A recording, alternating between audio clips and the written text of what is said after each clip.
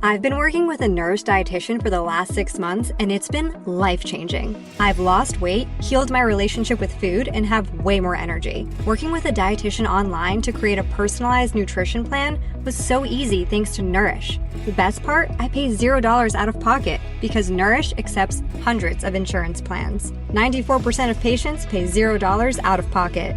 Find your dietitian at usenourish.com. That's usenourish.com. This episode is brought to you by Progressive Insurance. What if comparing car insurance rates was as easy as putting on your favorite podcast? With Progressive, it is. Just visit the Progressive website to quote with all the coverages you want. You'll see Progressive's direct rate, then their tool will provide options from other companies so you can compare. All you need to do is choose the rate and coverage you like.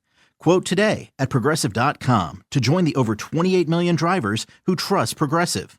Progressive Casualty Insurance Company and Affiliates. Comparison rates not available in all states or situations. Prices vary based on how you buy.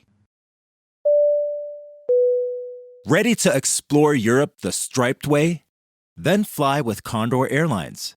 With nonstop flights to Frankfurt, Germany, there are great connection options to several cities. Whether it's the romantic streets of Paris or the stunning beaches of Barcelona, Condor will start your vacation by offering comfortable and spacious cabins.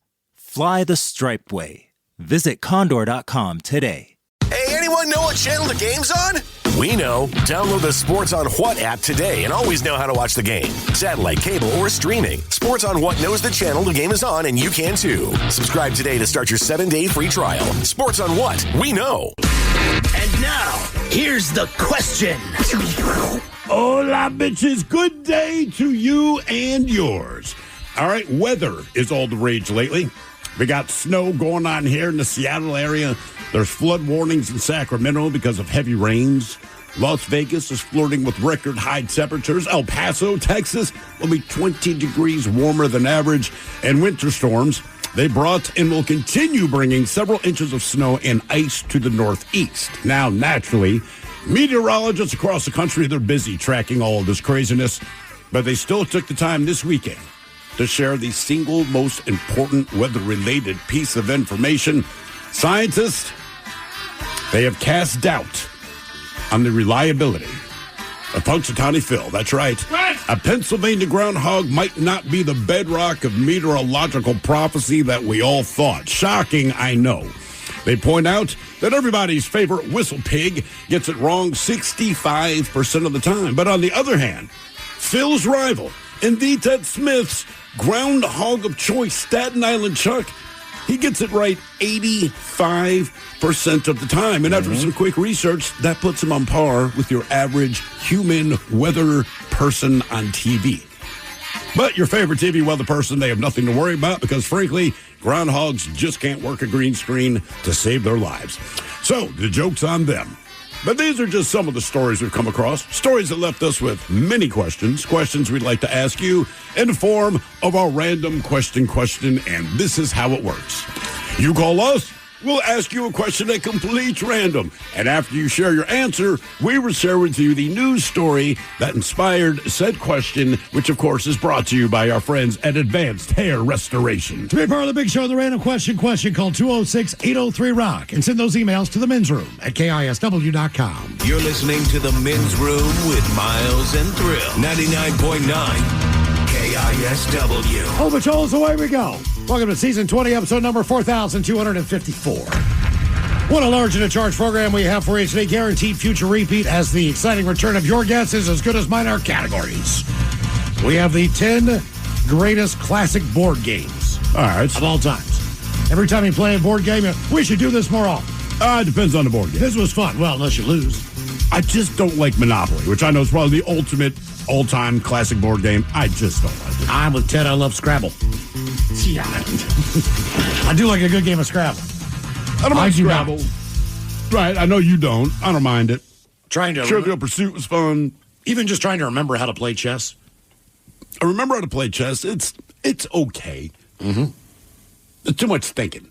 It is. You know what I mean? That's why I like the stuff like Trivial Pursuit and Cranium. Like, either you know the answer or you don't. You still hazard a guess. With chess, I know how to play, but I don't know. It's just like, it's not exciting. Some of these games are in the Toy Hall of Fame, which is probably, in all honesty, one of the most difficult Hall of Fames to get into. Now, granted, the stick is in there. The stick is in. There's some basic things. The jump rope. But, as far as more modern games... Yeah, it's tough to break in there, man. They're few and far between. I mean, Cabbage Patch Dolls, they're going to probably be inducted their first year. I mean, you have... How long do you have to have been around to get nominated for that? You know what I mean? Because I'd say 20 years, Tickle Me Elmo's going to make it there, but I don't feel like Tickle Me Elmo's been out long enough for their consideration yet. Yep.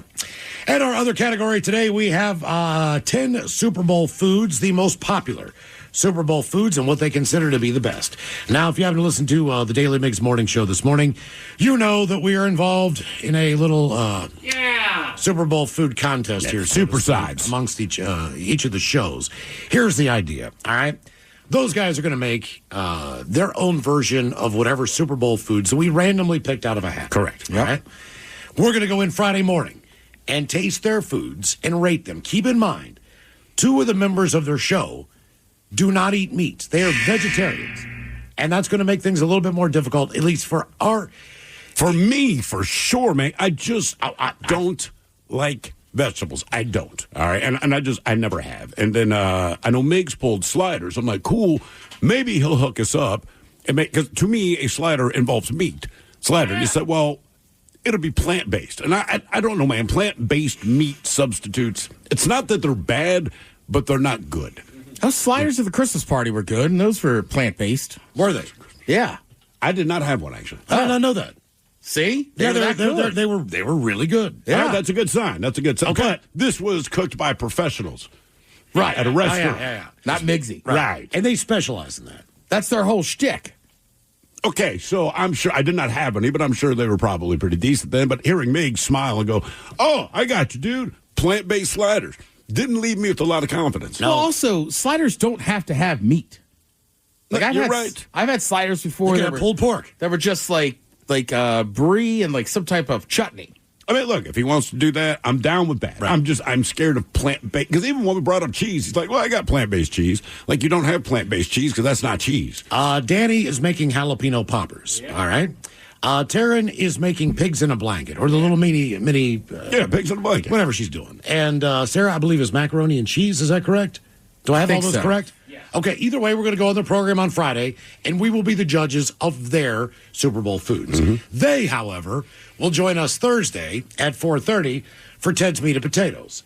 They will come in, and they will rate our Super Bowl appetizer. Yeah. Here is the problem. Again, 2 of them do not eat meat. And what are you making? Everything, I'm making meatballs. It's right there in the name. Half pork, half beef.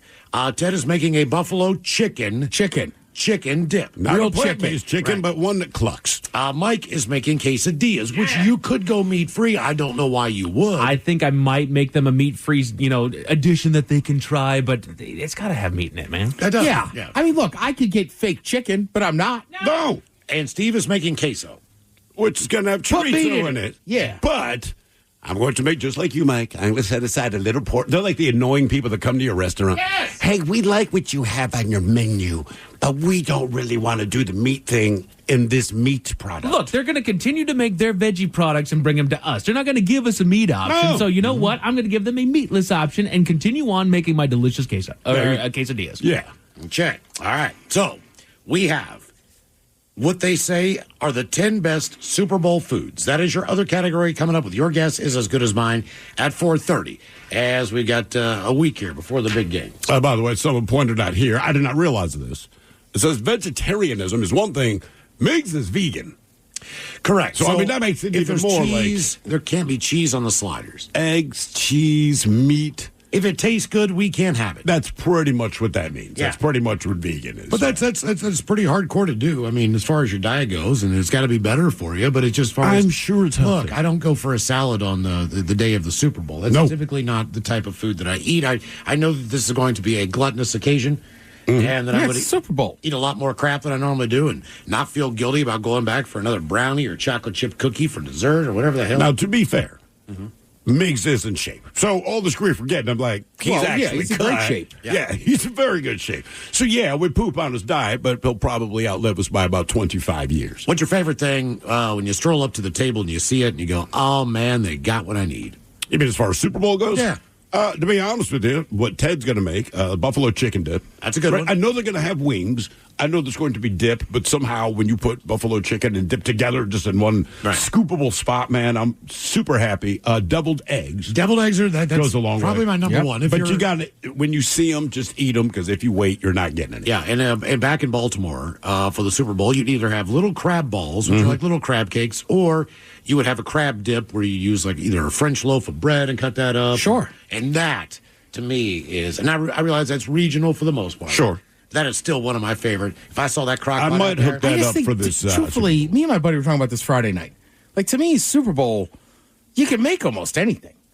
Right? Like, look, to me, tradition would be like you have a pizza, chips, maybe some wings. Yeah. Last year, Mike made barbecue that was delicious. I think some people do that. Like, to me, it's just about having whatever food you want to make, beverages, and hanging with people. With the exception of maybe macaroni and cheese, I do not believe that utensils should be needed that day. Yeah. You might need a serving utensil, but not to place from your plate to your mouth. Like, now, it should be finger food. I feel like I might just steam some shrimp for the hell of it. Right. Why not? All right. A couple years ago, I went to a little get-together at a bar down the road, and they basically did, like, look, we're going to have a very limited menu here, but we're asking you guys all to bring in a dish. So everyone brought in just like some people just went to the grocery store, of course, and brought cookies, or they bought them there, whatever. But everyone walks in with something. And someone did the bacon wrapped dates with the cheese on the side. Oh, awesome. I had a friend make them for me one year. Oh, my God. And I know that sounds foo-foo. I'm telling you, it's like candy, but it's baconized candy. It is so good. It is so good. So we have the top 10 Super Bowl foods and classic board games coming up with your guess is as good as mine at 4:30. Oh, what else? Oh, this is the last week for your shot at 5K a day. If you happen to listen to the radio station anytime during the day for 1 hour, and you are logged in at Odyssey.com, or you've got the Odyssey app, which is free. If you listen for 1 hour, your chance, you're automatically entered in $5,000. Yeah, man. This is the last week for that. And speaking of that, this Friday, we throw down with the Men's Room 20th Anniversary Locker Launch Party. Live broadcast at the Black Raven in Woodinville. Now, I think Castle, if I was listening, in the meeting said that we're... if I was listening in the meeting, yes. I think we're going to have the Men's Room beer brats from Uli's Famous Sausage on hand as well. We've invited the folks from San Juan Salsa up, and they always bring the delicious Men's Room roasted red salsa from San Juan Salsa Company. The show is going to be nothing but the people who are there live. Correct. It's absolutely free. You will be a part of the live studio audience. Give yourself a shot to drink that 20th Anniversary Lager on tap, which we have not done yet. Not on tap. We've had it in cans. Plenty in cans. And it's getting out there. Thank you for continuing to send the emails. When you find the brand new Men's Room 20th Anniversary Lager, it is a great beer. We'll also have the 20th Anniversary T-shirt for sale. Which is a very cool shirt, yeah. And as always, Friday afternoon, happy hour style. Come join us. We're going to have a great day on Friday afternoon. We're just kicking off 20 years of being on the Rock in Seattle. And this is the first party of the World Tour of the year. So if you get a chance and you're in the area, stop by and join us. And today is the day that we do our random question. 206-803-ROCK. And the phone lines are dead at the moment. Random. All right, reset a mic. Okay. Monday. All right. Random. Okay. Random. I'll give you guys this one. We all know what we know, but there are a lot of things that maybe we misunderstood or don't know. So what did you feel stupid for not knowing? Which seemingly, for whatever reason, everyone else on this planet knew, but you kind of like maybe Alaska You're going Airlines. exactly what I am, Miles. The Alaska Airlines. Abraham Lincoln? Yes, in the back. But what's Bob crazy Marley. about that to me is you're not alone in that. Like, Right. I think it's absolutely ridiculous. I have no idea why you would think that's the case, but then when you brought it up, the text lines blew up going, I thought it was Abraham Lincoln too.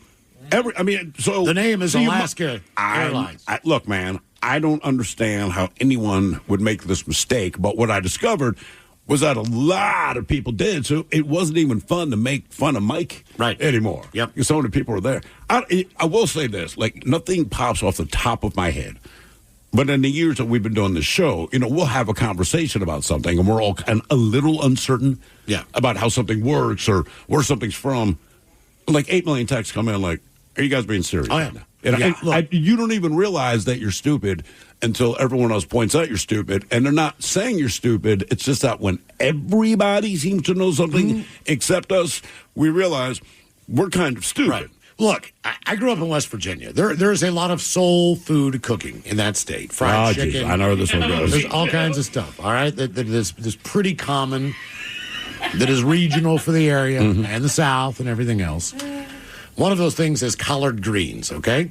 Well, growing up, we had collard greens a lot. It was just one of those things that we had. Now, at this point in time, we are on the air in Baltimore. By the way, a large black community compared to the Seattle area, just so you know. So we're talking about soul food or whatever the deal was, and I made a mention of the fact that I love collard greens. And you said, you guys said, what did you call them? And I said, I called them collard greens. You guys have never had those You before? might not want to do that. Yeah. And you guys are like, collard? And I'm like, no, collard greens. That's the thing. You're like, no, we must be talking about two different things. Exactly. Well, traditionally, collard greens are associated with black soul food cooking. Right. So I thought you were just being racist. No, but in my mind, I never heard it. I think everyone listening thought you were. But in my mind, I never heard it that way. I understand. I always heard it. Look, your explanation made sense. I'm just like, I wish this weren't happening on the air in Baltimore. Correct. This is one of those things that you feel stupid for not knowing, and yes, highly embarrassing. I love that dish. Ate it my whole life. My grandmother still makes it for almost every holiday because she wants something green. Sure. What does she call it? And that's her favorite thing. Well, it always sounded like collard greens. Well, I mean, look, she might be saying collard that's greens. what I mean. You don't know, but also because of the accent in that part of the country. Correct. She might be saying collard greens. But look, there was an example of this yesterday. A mutual friend of ours, Rochelle, she's sitting at the watering hole, and the bartender explains, sometimes you just hear things wrong. So the bartender's boyfriend was having a conversation with Rochelle, and apparently at the end of this conversation, I'm hearing this secondhand, he's like, does she talk about anything other than painkillers? And I'm like, that's kind of weird, man, because I guess they just met, say, whatever, conversation about what, but just painkillers. And then you find out paint colors, not pain colors. Killers, right? So, right, I'm like, I could see how you make that mistake because it was a little disturbing, but I guess she was doing something at the house, so she was talking about paint colors, not pain killers, but I also heard pain killers. So I looked at Rochelle, I'm like, what is up with you, man? Like, you all right? She's like, paint colors. I go, oh. She goes, trust me. When I heard the bartender mention it, it sounded like painkillers. I said, that's what I heard. So I thought maybe there's something wrong with you. There's not. And Miles, in your defense, West Virginia only has 3.2% of their population is black. Yes. So there's probably nobody there to correct anybody. Nobody around to be like, hey, say it again. But it's still a hub of Southern cooking as far as... It is. It is. Fried I do chicken. feel like you kind of soul food implies there is some black people involved. Absolutely. If you say soul, look, man, Soul Train was not about white people. Right? So, other than Seoul, Korea, typically if you say soul, you're talking about black people or something. I saw KC and the Sunshine Band on that. They did show up on that, but because they had some soul, they had some big. There's another Ed thing. Sheeran could show up. Where I guess there's a difference between West Virginia speak and pretty much everywhere else speak. And it's before we went on the air. We were back in Baltimore again. And Miles just looks at me casually and says, "Hey, man, after the show, you want to toss the salad?" I thought this was a little abrupt. I did not know, but I was very cool and said, "No, man, I don't think I want to do that." So we're not tracking. I don't have a a lot of weed at this. So Miles is going, "Why not, man? I thought we were friends." I said, "We are friends. We're just not that kind of close." He's like, "What are you talking about? It's not really a big deal." I'm like, "Look, I'm not saying whether or not it's a big deal. I'm saying it's not something I'm into doing with you." Look, My problem is, how does Miles not see where this is going? But then there was the pause. I was not familiar with what that term meant in the prison way. different circles. He meant, I know you only have a little bit of weed, and I only have a little bit of weed. Let's just mix our weed collection together. And that's how the get call high. would go. Like somebody would call you But up. I did not know that. I thought you meant it the way that everyone else meant it, and I could not believe you were so persistent. You got a little. And wouldn't accept me just saying, "No, I do not want to do that with you, we're both Miles." going to be alone on a Do you have Saturday. anything? Do you have any shake? Do you have a small nug? Sure, man. Why? I got a little bit left. Why don't you come over? We'll just toss that salad and smoke it.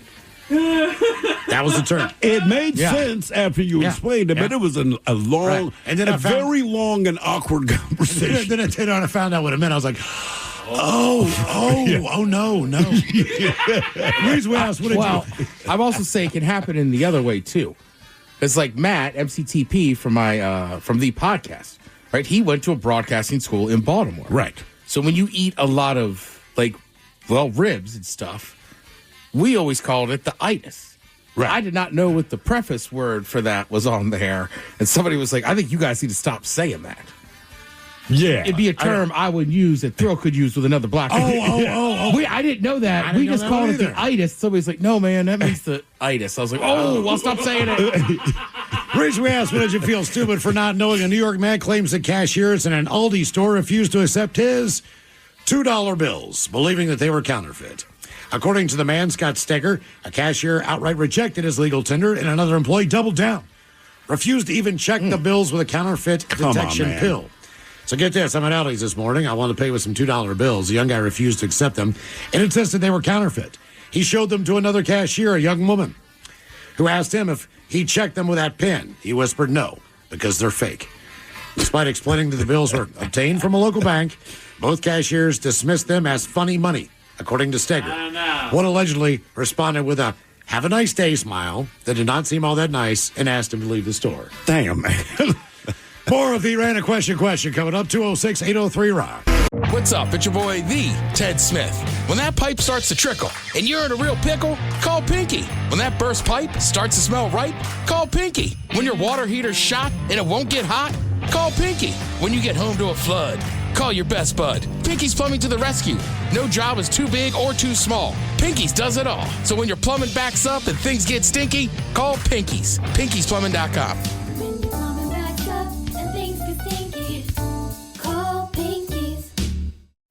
Wow. What's up? I just bought and financed a car through Carvana in minutes. You? The person who agonized 4 weeks over whether to paint your walls eggshell or off-white bought and financed a car in minutes? They made it easy. Transparent terms, customizable down and monthly. Didn't even have to do any paperwork. Wow. Mm-hmm.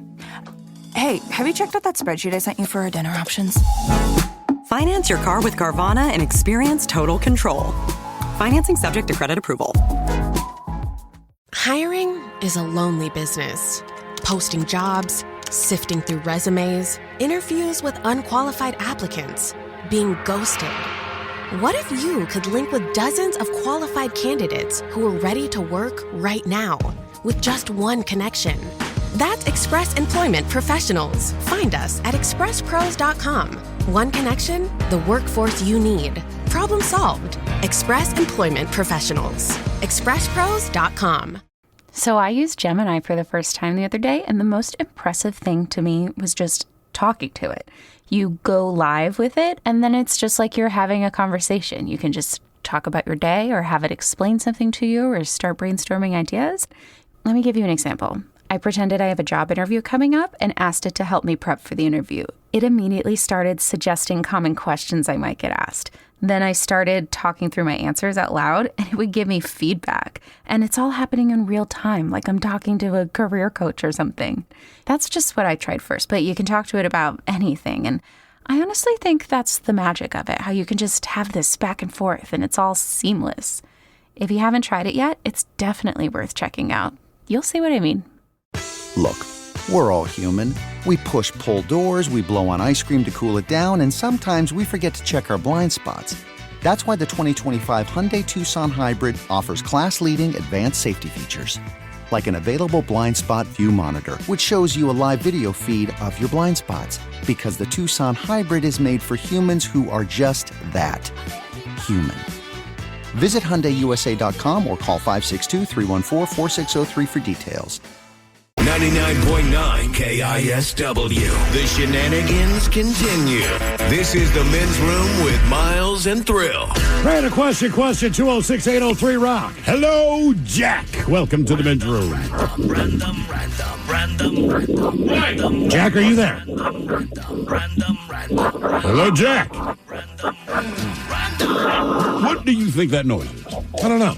Did he put us back in his pocket? It's very possible. We'll get back to Jack. Hello, Jared. Welcome to the Men's Room. Hola. Hola. Jared, welcome to the program. Random question. All right, let's go to this one. Jared, in your world, Who is the ultimate fun police? Friends, relatives, whoever it is. Co-worker. I would have to say probably one of my coworkers. Okay. Are they just kind of always a downer, or what do they do to just suck the fun out of the room? Basically, no matter what's going on, they see the worst possible outcome.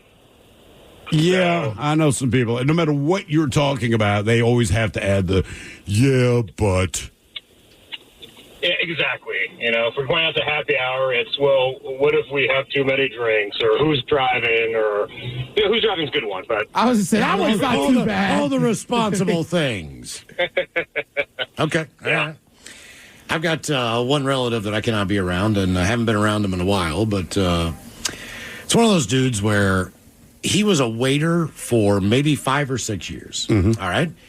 For whatever reason, because of this, no bartender, waiter, anybody who works in the restaurant, they're doing it wrong, knows what they are doing. And he will tell you 1,000,000 times, and he will tell them that he has been a server before, and he knows blah, blah, blah, blah, blah. Oh, God. It is incredibly embarrassing. It is. That sucks, man. And he is not polite to anybody. So this is a family outing. We're going for a family birthday dinner, whatever the deal is. Like, I'm not volunteering to go out with him on this because... But he's there by association. Yeah. And then sometimes he would come into town and visit me. And then, of course, we got to go out to dinner or go to a bar. And these are all... Is this mustard stain? Yes. I just wanted to go to places where, like, I normally will never go and won't go back to. Yeah. Because I kind of felt like he'd burn the house down after we left. Yeah. And I didn't want to do that at some of my favorite places. So I was kind of looking on the perimeter, but sometimes it's just easier to walk to the bar than I normally go to, get a beer, do it that way, be safe, as the caller was saying, and all those things. But man, I just know the embarrassment is coming. And he can't help himself, can he? And he? it's never fun. It's never jokes. It's never, he's just kidding. He's that serious. Right. Yeah. And by the time you leave it, the last time that he was in town, I went back to 3 places and apologized to the 3 people that I knew who were working. One person said, didn't even notice, man.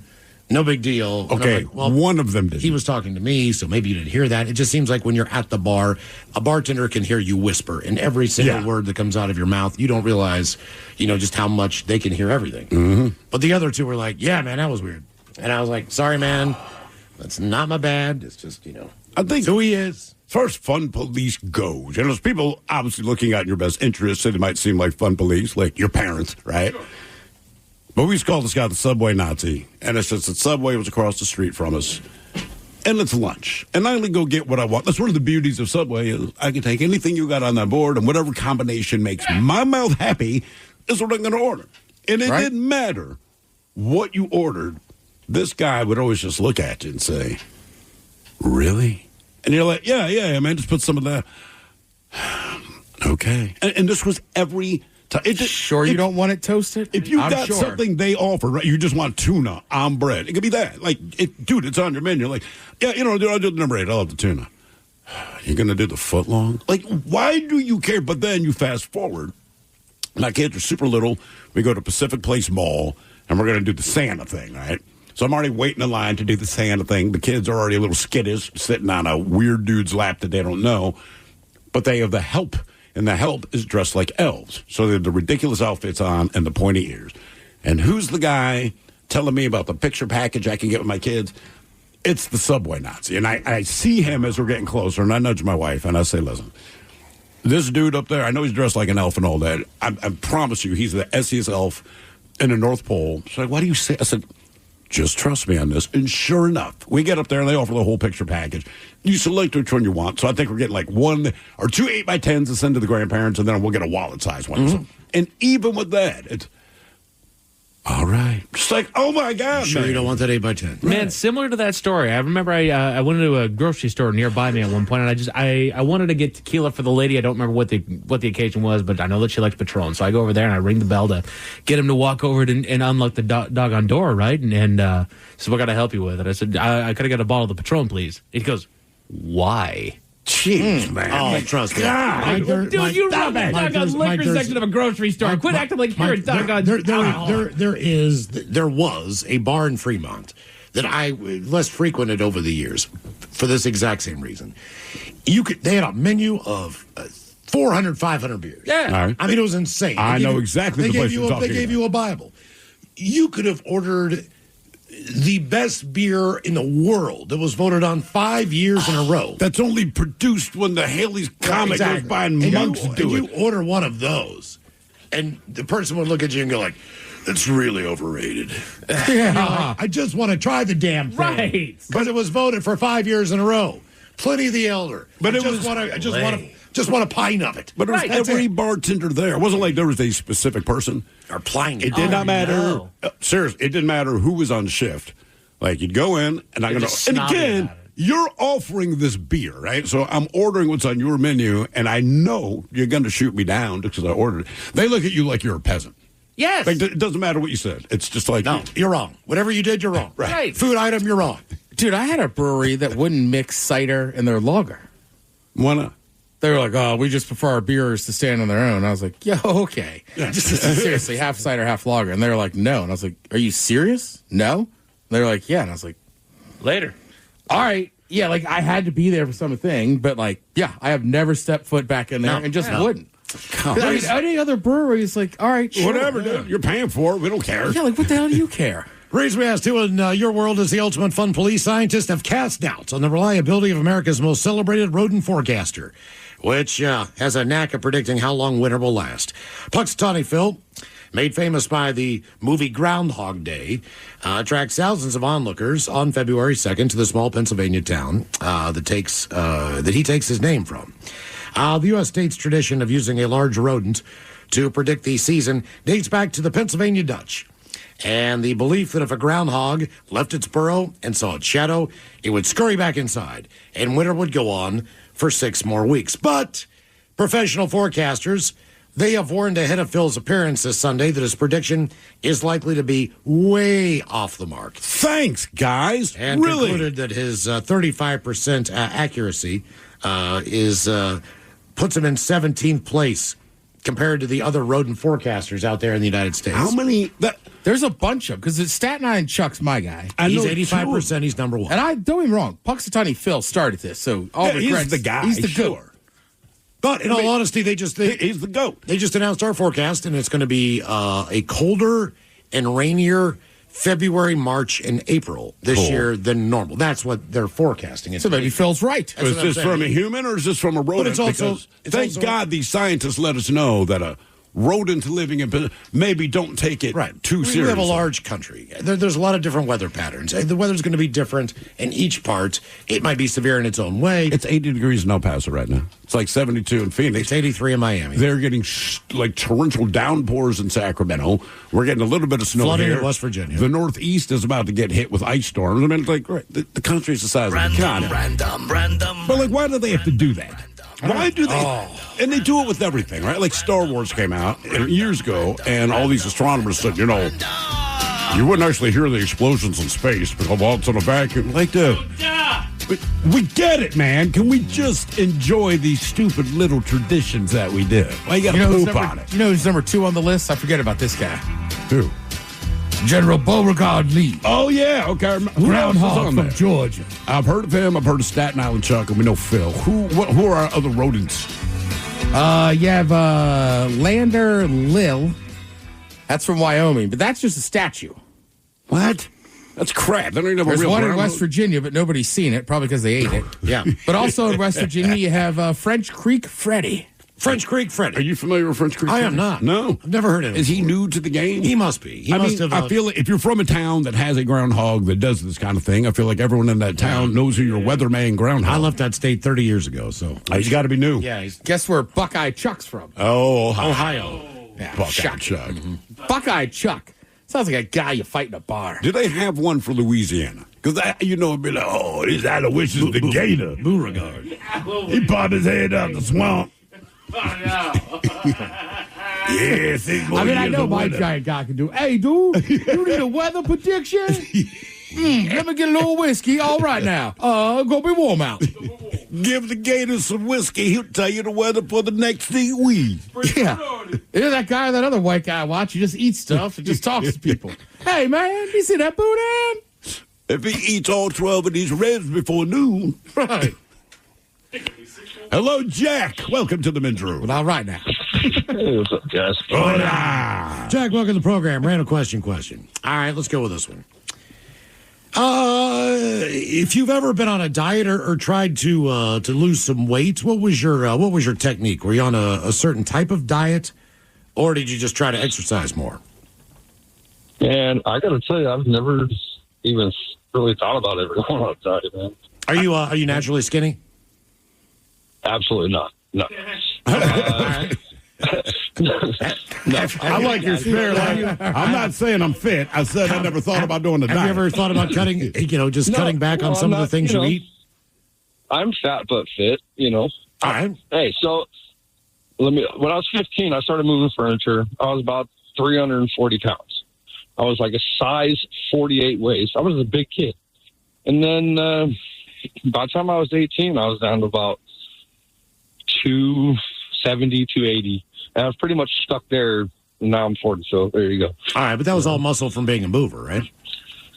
Well, at first it was fat, but yeah, it turned into muscle for sure. Okay. But I'm still, I'm 6 foot, 300 pounds, Does the doctor ever say anything when you go in for your physical as far as, I don't go to the doctor, so absolutely not. So because like it's part of the reason you don't go, because you just know he's going to unload all this crap you don't want to hear about. I mean, if you turn 40.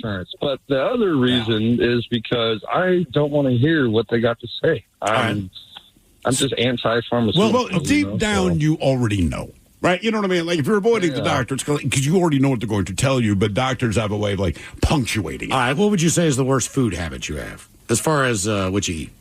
I'm a tow truck driver, so, fast food is horrible and, the only thing that you have 24 hours a day, right? Well, but if you're on the road all the time, it's hard not to eat fast food. But it also tastes good. What is your go-to fast food option if you could have one? I kind of spread it out, but go-to would be like Taco Time, Okay. Taco Time. As I say, like, what are the one, like, obviously you see a million fast food places, but what's the one where you're always happy that that's the one you're pulling into? So that'd be Taco Time? Not necessarily. I mean, I think the best one would be, I'll tell you, it's not fast food, but they are fast. It's the Ballard Chinese restaurant, Mandarin Chinese. Yep. Restaurant. Oh, yeah. Mandarin. Yeah. That's a great dude. spot. Let me tell you, for 10 minutes, for $10 and 10 minutes, you can get, one of like 15 things. Yeah. Tell Wendy I said hi next time you're in there. Oh, for sure, I will. That's a good spot. Yeah, Recently, good Chinese stuff to be. We asked, and her son is a TV meteorologist there, Ted. All right. In Spokane. He's been on the air there forever. 7 years, yeah. Hey, Ballard Mandarin's great. Yeah, great food. Let's see. What diet have you been on was the question. A Florida man in his 40s just landed himself in a medical journal after his crazy diet turned his hands, feet, and elbows a light orange color. This guy. It's not that guy, though. It's not the guy you're thinking of. It's a different guy. Oh, Jesus. They diagnosed him with something called xanthelasma. It's when your cholesterol gets so high that fat starts building up under your skin, and it causes either yellow or orange deposits, usually around your eyes, but it can happen anywhere on your body. Have you seen pictures of this guy? Oh, almost every day. Yeah. Yeah, it's unbelievable. It's like oozing out of his palms. Yeah. Really? When they showed the only picture I it looks saw like of veins. this guy, It's like yellow stuff. but it's literally oozing out of him. So what was this guy eating? He told them he'd been following an extreme carnivore diet for 8 months and was only eating hamburger meat, cheese, and full sticks of butter. He told them he'd lost some weight and was feeling really good. But when they checked his cholesterol, oh my God. I told you, man. Oh my God. It was over 1,000. Anything above 200 is bad. This guy had a cholesterol count of over 1,000. Do you think it's the butter?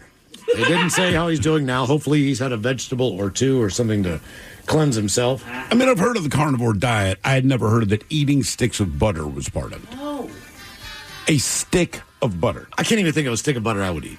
Maybe Dean that used Irish butter that has the herbs and the garlic. Man, I love butter, but you put it on stuff. Right, exactly. Or you cook it into something. Right, like when I'm cooking and using butter, like, wait, just cook a couple eggs in the morning. I don't have a big urge to I'm going to eat the butter. And let me just cut a little slice off for it now. Right, it's not cheese. Exactly. More of the random question coming up, 206-803-ROCK. Low-carb, keto, yo-yo diets, GLP-1 injections, but you're never going to lose weight if your liver is clogged with fat. So what can you do? It's simple. Almaced. Almaced is a natural superfood protein shake that uses natural amino acids and bioactive peptides to help unclog your liver and optimize your metabolism so it's easier to lose weight. And it's been scientifically proven to preserve muscle mass. Join millions who have transformed their lives with Almaced. Find out more and see the university studies at almaced.com. That's ALMASED.com. Working as a dedicated Fidelity advisor, I always ask, what's important to you? I'll look at those priorities and goals alongside your full financial picture to build a comprehensive plan designed to help grow and protect your wealth. With proactive portfolio insights and an eye on taxes, I'm here to help you make the most of your money. I'm Laura Maxwell, and I'm a dedicated Fidelity advisor. Learn more at fidelity.com/wealth. Investment minimums apply. Fidelity Brokerage Services, LLC, member NYSE, SIPC. This podcast is brought to you by Kleenex Lotion Tissues. You can't predict sick days, but with Kleenex Lotion Tissues, you can be better prepared for them while helping keep your skin healthy. Whether it's a surprise sneeze or a stuffy nose, it's always good to have something gentle on hand. Kleenex Lotion Tissues moisturize to help prevent skin irritation while you're battling those unwanted cold and flu symptoms. It's extra care when you need it most. I mean, why not have one less thing to worry about when you're not feeling your best? For whatever happens next, grab Kleenex. The brand new Grand Casino and Shoreline is now open. Step into the action with Vegas-style table games like Baccarat, Heads Up Hold'em Poker, Pai Gow, Blackjack, and High Card Flush. Feeling hungry? Feast on delicious Chinese, Vietnamese, and continental dishes plus breakfast favorites. Dine in or take out. And don't miss daily happy hours from 4 p.m. to 7 p.m. and 10 p.m. to midnight. Grand Casino and Shoreline off Aurora. Open daily from 9 a.m. to 4 a.m. Visit GrandCasinoGaming.com. Welcome to the Grand Experience. Is your team at work feeling a little disconnected? Maybe the workflow's not flowing? Try Confluence by Atlassian. Confluence is the connected workspace where teams can create, organize, and deliver work like never before. In Confluence, teams can whiteboard their vision for any project, easily create or access the relevant pages and resources they need, and discover important context they might not even know they need. Plus, AI helps teams jumpstart brainstorms, organize information, and connect workflows, so teams can move efficiently and create alignment with ease. In fact, with Confluence, teams can see 5.2% average boost in productivity in 1 year. So if your team lacks confidence, try Confluence, the connected workspace where teams can do it all. Set knowledge free with Confluence. Learn more at Atlassian.com/confluence. That's ATLASSIAN.com/CONFLUENCE. If you have health insurance, you might be able to see a personal dietitian for $0 out of pocket. Nourish connects you with a dietitian that fits your needs, covered by your insurance. Nourish accepts hundreds of insurance plans, and 94% of patients pay $0 out of pocket. Meet with your dietitian online and message them anytime through the Nourish app. With hundreds of 5-star reviews from real patients, you know you're in good hands.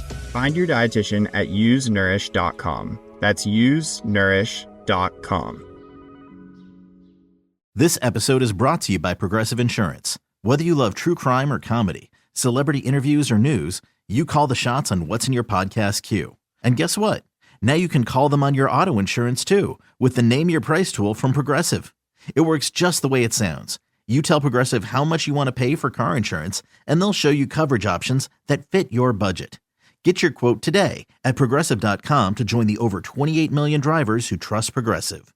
Progressive Casualty Insurance Company and Affiliates. Price and coverage match limited by state law. Ready to explore Europe the striped way? Then fly with Condor Airlines. With non-stop flights to Frankfurt, Germany, there are great connection options to several European cities. Whether it's the romantic streets of Paris or the stunning beaches of Barcelona, Condor will start your vacation and make it even more memorable by offering comfortable and spacious cabins where you can sit back, relax, and enjoy the flight. Fly the striped way. Visit condor.com today. Hey, anyone know what channel the game's on? We know. Download the Sports on What app today and always know how to watch the game. Satellite, cable, or streaming. Sports on What knows the channel the game is on, and you can too. Subscribe today to start your 7-day free trial. Sports on What? We know. 99.9 KISW. We return to the men's room with Miles and Thrill. Checking out the show. Listen on the Odyssey app. You can win $5,000, $5K a day. Just download that app. It's absolutely free. Listen to 1 hour either on our program or lovely Jolene's this evening. You got a chance to win $5,000. It's just that easy. Okay, it is our random question. Question 206-803-ROCK. Hello, Chris. Welcome to the men's room. Hola. Hola. Chris, welcome to the program. Random question. What do we have for you? Okay. Let's go with this one. What would you say is your least favorite kind of weather or weather event?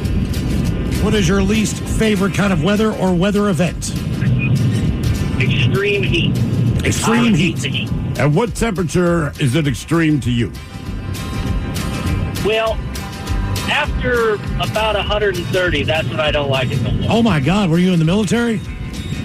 Yes, sir. Okay, I should say. That is a military statement. 130 is a very high number. Jesus. I'm guessing you were over there in Iraq for a hot minute, or Afghanistan. A hot minute. I would say I have bounced between Kuwait and the aircraft carrier. So on an aircraft carrier, you're on a giant metal skillet, and the ambient temperature is about 130 degrees. And then you have all the aircraft pointing the engines at you because they're all parked so close. It's like standing right in front of a turbo heater. So it cooks every inch of skin that you don't have covered up.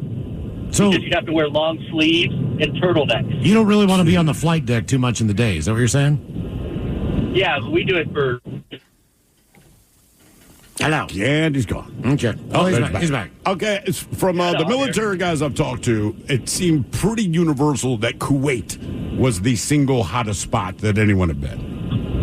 Yep, I've been stationed there for 4 months on a NATO base. And back in 2013. Did you ever? I was there when ISIS invaded Kuwait. Did you ever get an opportunity to do one of those ocean open water kind of swims where they stop the boat and let everybody get out the back and swim in the middle of the Atlantic or whatever?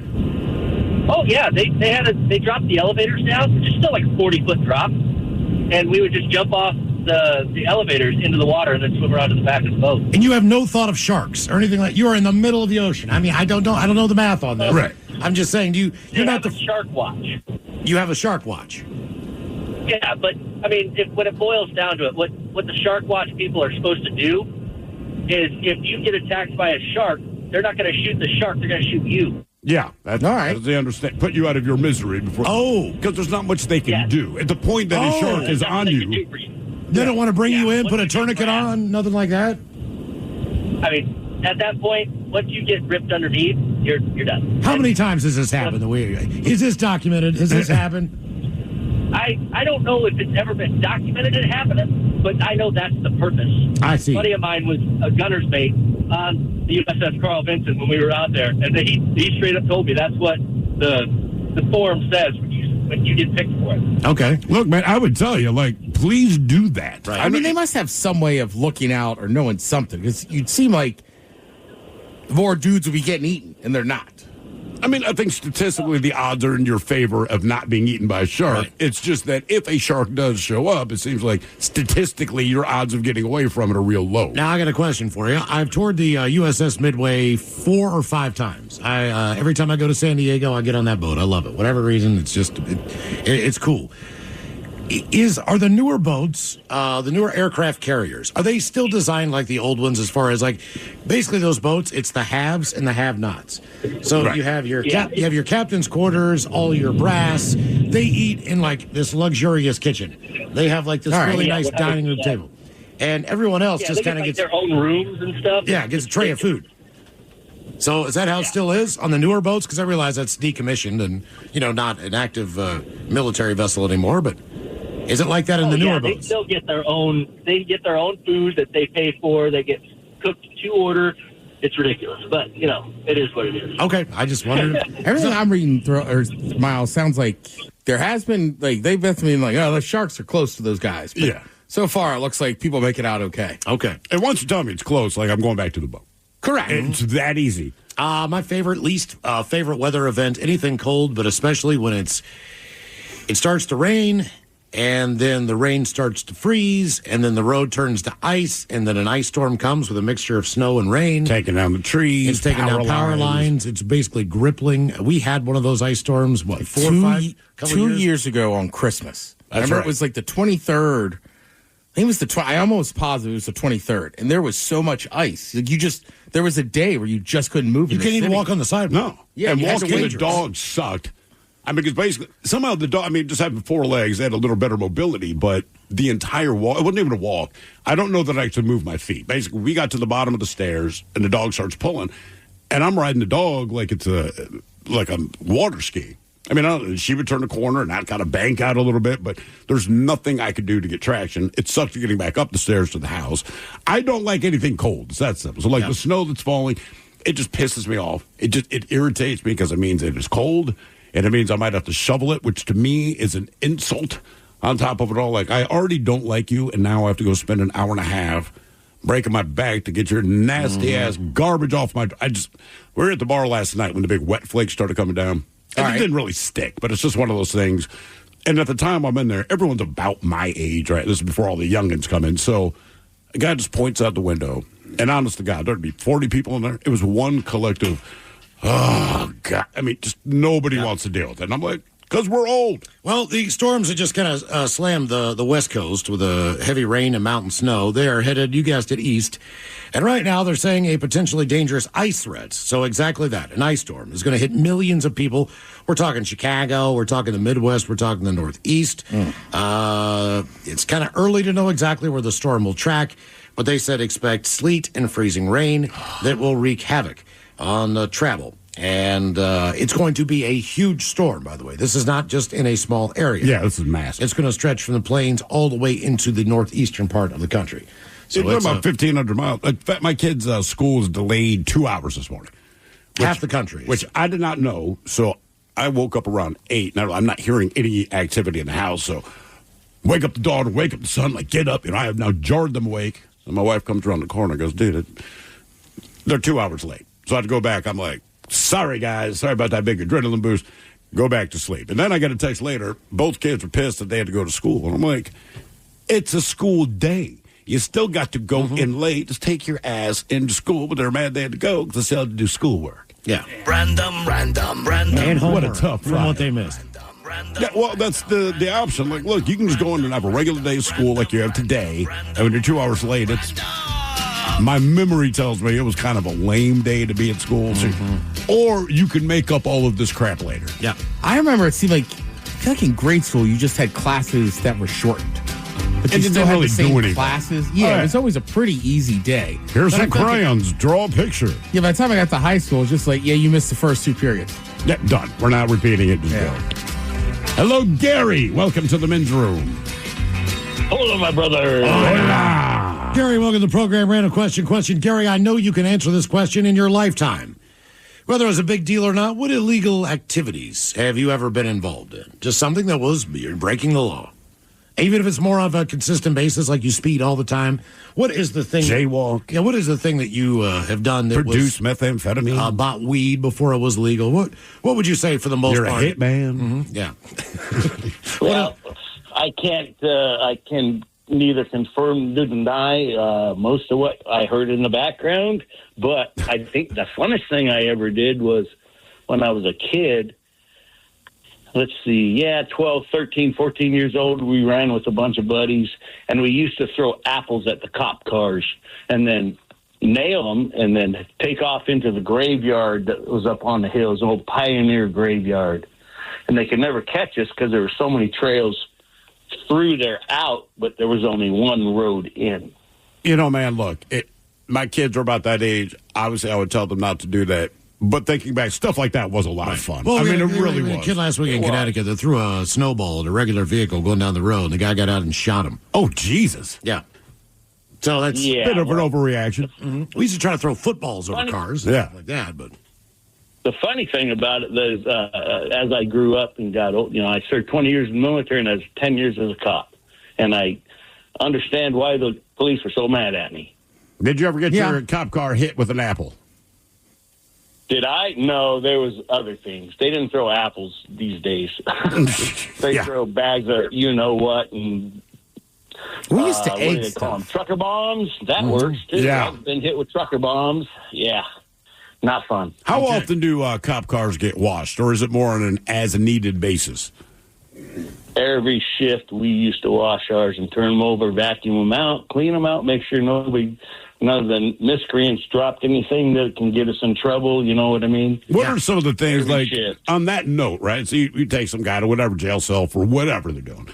What kinds of things have you found in the back of your cop car, knowing damn well this person unloaded it from their pocket? I've never found anything from mine, but I turned over.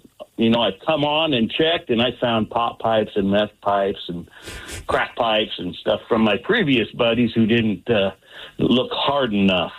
And that's why, they have those plastic seats now. Oh, yeah. You can't jam so anything down in hide the seat. anything now. Right. Yeah. Okay. All right. Yeah. But, that was the apples. That's probably the only thing I would admit to. That's the only thing I'll admit to. Fair All enough. right. Fair enough. Smart answer. Reason we asked, what illegal thing have you done? We go to Atlanta. Someone in the Atlanta area is facing a felony charge after breaking into a mall and stealing stuff on the inside. It happened in the middle of the night, so they were not the ones that were served by the staff. The police had a little fun on social media. Says certain things can be tempting, and Cinnabons are. But breaking into a mall for a midnight snack, just not smart. Now, instead of enjoying a warm, gooey cinnamon roll, you are facing a felony burglary charge. The county jail might have food. Trust us, they have no Cinnabon. As the man broke into the mall, only went into one store and only stole one thing. Just Cinnabon. And that was a bag of Cinnabons that he put together. And Remember, Golden Tate did that when he was like a rookie for the Seahawks. Was it? I know it was at least a donut. Top Pot. Was it Top Pot? Yeah, basically, I think there was one in his building. He was living in Bellevue, and he was like, I got home late. The door was kind of ajar. Just like, have you ever had a maple bar? I hadn't. They're delicious. I had to have one. Yes. I'm sure he squared up with him. Yeah. Yeah, I think Top Pot was like, all right, yeah, you're worth it, but just funny. Like, that's a legit explanation. Like, have you ever had a I maple never bar? had a maple bar until I went to Top Pot, moved out here, and I'm like, Jesus Christ, these are They phenomenal. are tremendous. Random, Tremendous. random. Hello, Tanner. Welcome to the men's room. Hola, guys. Oh, yeah. Tanner, welcome to the program. Random question. All right, Tanner, what do we got for you? Okay, let's go with this one. What is your next big purchase that you need to make this year? Maybe it's a small purchase, but down the road, I've got to repair car damage. Steve's got a bad transmission. Oh, yeah. There are things that down the road you can see where you're like, this is going to cost a pretty penny. What is your next thing that you will be spending money on? Ironically, you guys bring that up. It's going to be brakes on my truck. Okay. How long have you known you need to do it, and how much longer are you willing to go before you finally pull the trigger? Oh, it's like my weekend driver. So, but I mean, I've owned the truck now for probably 8 years, and probably out of the 4 or 5 years it's needed it. All right. Is this something that you could do on your own? Vehicle. Is it old enough where Yeah. you could do it? So are you going to do this?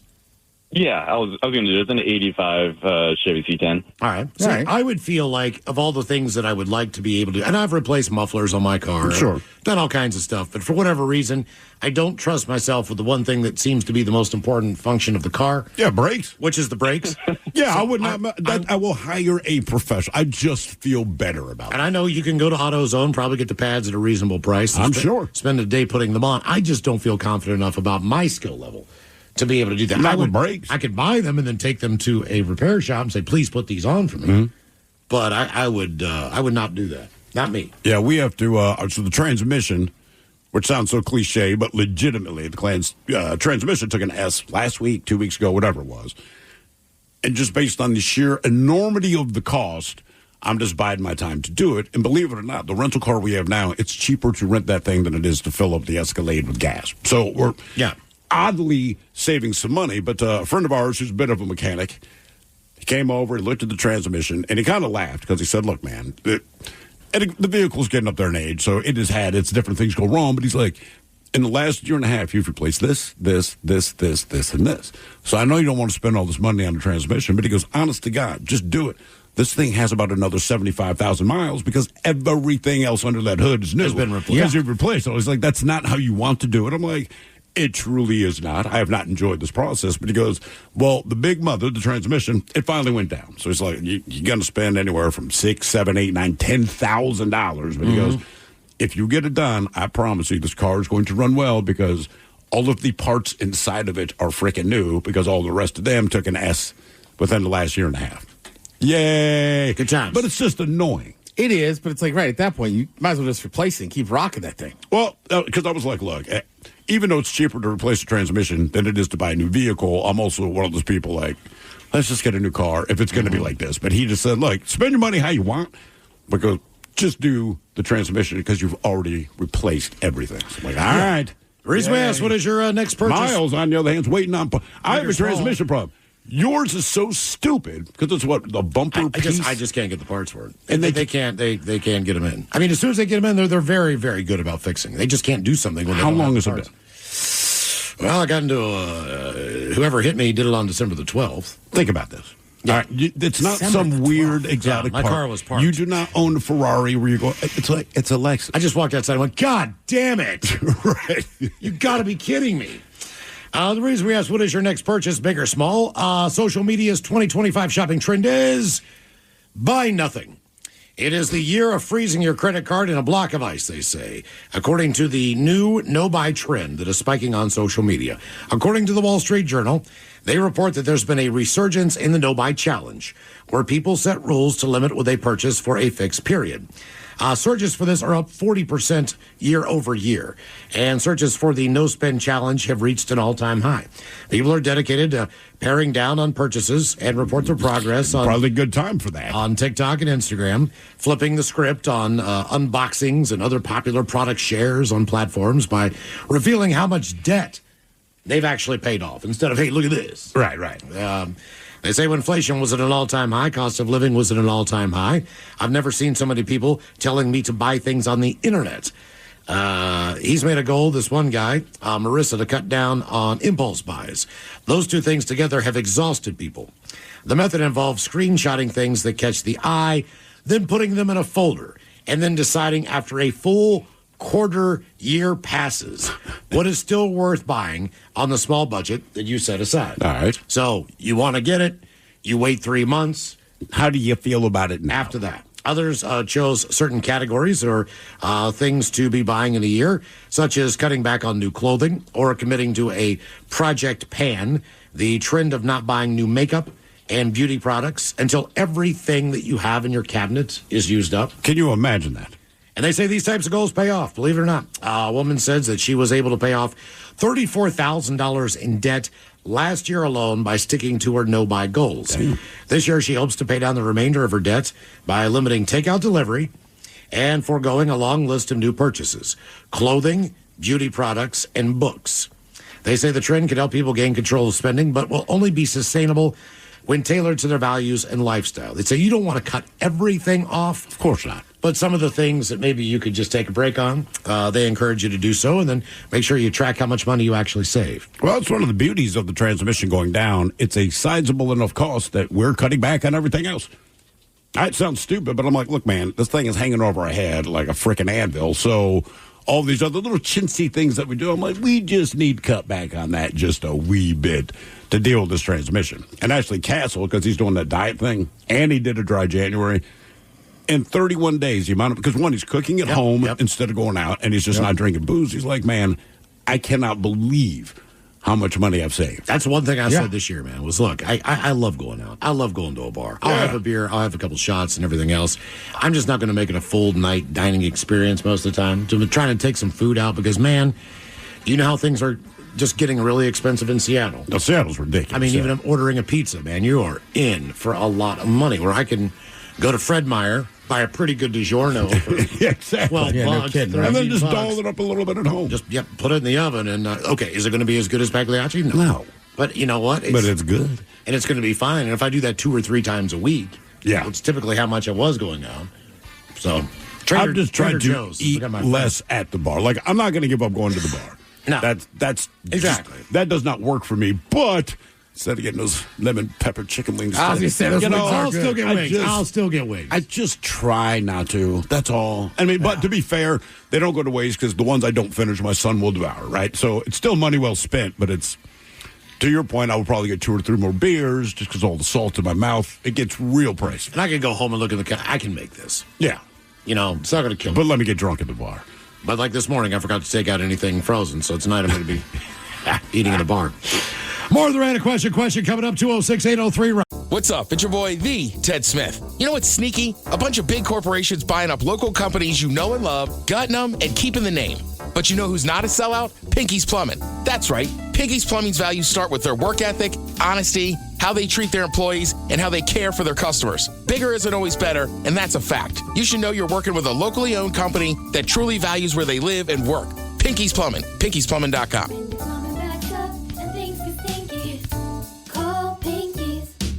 Hiring is a lonely business. Posting jobs, sifting through resumes, interviews with unqualified applicants, being ghosted. What if you could link with dozens of qualified candidates who are ready to work right now with just one connection? That's Express Employment Professionals. Find us at expresspros.com. One connection, the workforce you need. Problem solved. Express Employment Professionals. expresspros.com. Yeah, sure thing. Hey, you sold that car yet? Yeah, sold it to Carvana. Oh, I thought you were selling to that guy. The guy who wanted to pay me in foreign currency, no interest, over 36 months? Yeah, no. Carvana gave me an offer in minutes, picked it up, and paid me on the spot. It was so convenient. Just like that. Yep. No hassle. None. That is super convenient. Sell your car to Carvana and swap hassle for convenience. Pickup fees may apply. The brand new Grand Casino and Shoreline is now open. Step into the action with Vegas-style table games like Baccarat, Heads Up Hold'em Poker, Pai Gow, Blackjack, and High Card Flush. Feeling hungry? Feast on delicious Chinese, Vietnamese, and continental dishes, plus breakfast favorites. Dine in or take out. And don't miss daily happy hours from 4 p.m. to 7 p.m. and 10 p.m. to midnight. Grand Casino and Shoreline off Aurora. Open daily from 9 a.m. to 4 a.m. Visit GrandCasinoGaming.com. Welcome to the Grand Experience. So I used Gemini for the first time the other day, and the most impressive thing to me was just talking to it. You go live with it, and then it's just like you're having a conversation. You can just talk about your day or have it explain something to you or start brainstorming ideas. Let me give you an example. I pretended I have a job interview coming up and asked it to help me prep for the interview. It immediately started suggesting common questions I might get asked. Then I started talking through my answers out loud, and it would give me feedback. And it's all happening in real time, like I'm talking to a career coach or something. That's just what I tried first, but you can talk to it about anything. And I honestly think that's the magic of it, how you can just have this back and forth, and it's all seamless. If you haven't tried it yet, it's definitely worth checking out. You'll see what I mean. 99.9 KISW. The men's room returns with Miles and Thrill. Your guess is as good as mine. Cut up the categories, the top 10 Super Bowl foods and classic board games. We'll play a little Your Guess is as good as mine count up at 4:30. Right after emails on our random question. 206-803-ROCK. Hello, Jesse. Welcome to the men's room. Random. Is that me? That's you, Yes, Sir indeed. Jesse. Hell yeah. Okay. Hola. Hola. All right, Jesse, what do we got here for you? Let's go here. Jesse, when did you help or try to help someone? Whether it was someone you didn't know, an emergency situation, one of your friends moving, when did you try to help? Dude, I have a great question. I was out in Disneyland, and someone was choking, and I did the Heimlich, but I was too small to get around her chair. She was really fat. Okay. And it was a massive thing because I was, when you're in Disneyland, everything's really loud. So I tried to do the Heimlich on this lady, and she needed it, but it was I couldn't do it. And this guy that looks like PC Principal, like this giant blonde ass 6'3" guy showed up, and he saved the day. All right. Well, at least you There you tried. go. So how long were you giving it a go before this guy came over and lent the extra hand?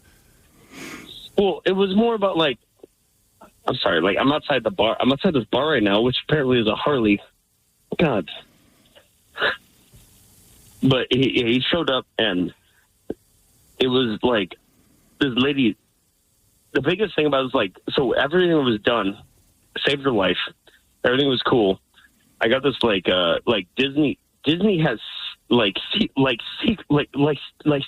crazy Secret Service like police. Oh, okay. And they were just like, yeah, it was crazy. And they were just like, hey, you saved this lady's life. I'm like, I want ice cream. All right. Well, but you didn't save the lady's life. At least you jumped in and tried. You tried to save the lady's life.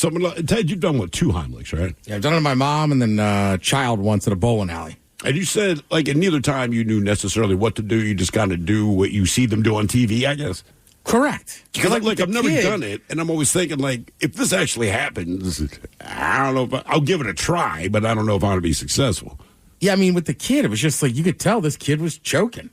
It's like, are you choking? You know, it's just like, can you speak? No. Right. And then, like, everybody's kind of frozen, so I just walked around, gave her the Heimlich, I think it was a cheese stick. Okay. I was going to ask what you was joking on. Mm-hmm. Okay. Well, listen, you know, it's a bowling alley. There's a bunch of kids there, and, like, Thrill knows this better than anybody, but, like, it's hard to explain to them, like, there's no rush. Right. Slow but it's like there's a fight down. between who could eat everything quickest. And, yeah, she just was taking down this cheese stick like it was going out of style and choked on it. Kids eat fast. Kids are like dogs. They either don't want to eat at all, or they eat like that. This is the last meal they'll ever have. Yeah, they're like dogs when you fill the dish. Like, the most important thing to them is to eat as much of this as quickly as they can with as much as they can fit in their mouth. And it's like, you're going to die. Mm-hmm. Stop doing this, man. Yep. Yeah, but it was scary as hell. I mean, it's scary for the kid, too, right? Sure. And she's crying and everything. It's like, it's all right. But it is funny. You know, you never think of yourself as being one of those people, but, like, people absolutely freeze. They don't know what to do. Oh, yeah. Right. I've seen tons of videos on Reddit where people are jumping into a flooded river to, rescue a dog that's across this. I got to think about these things, man. And stuff, and I'm just thinking to myself,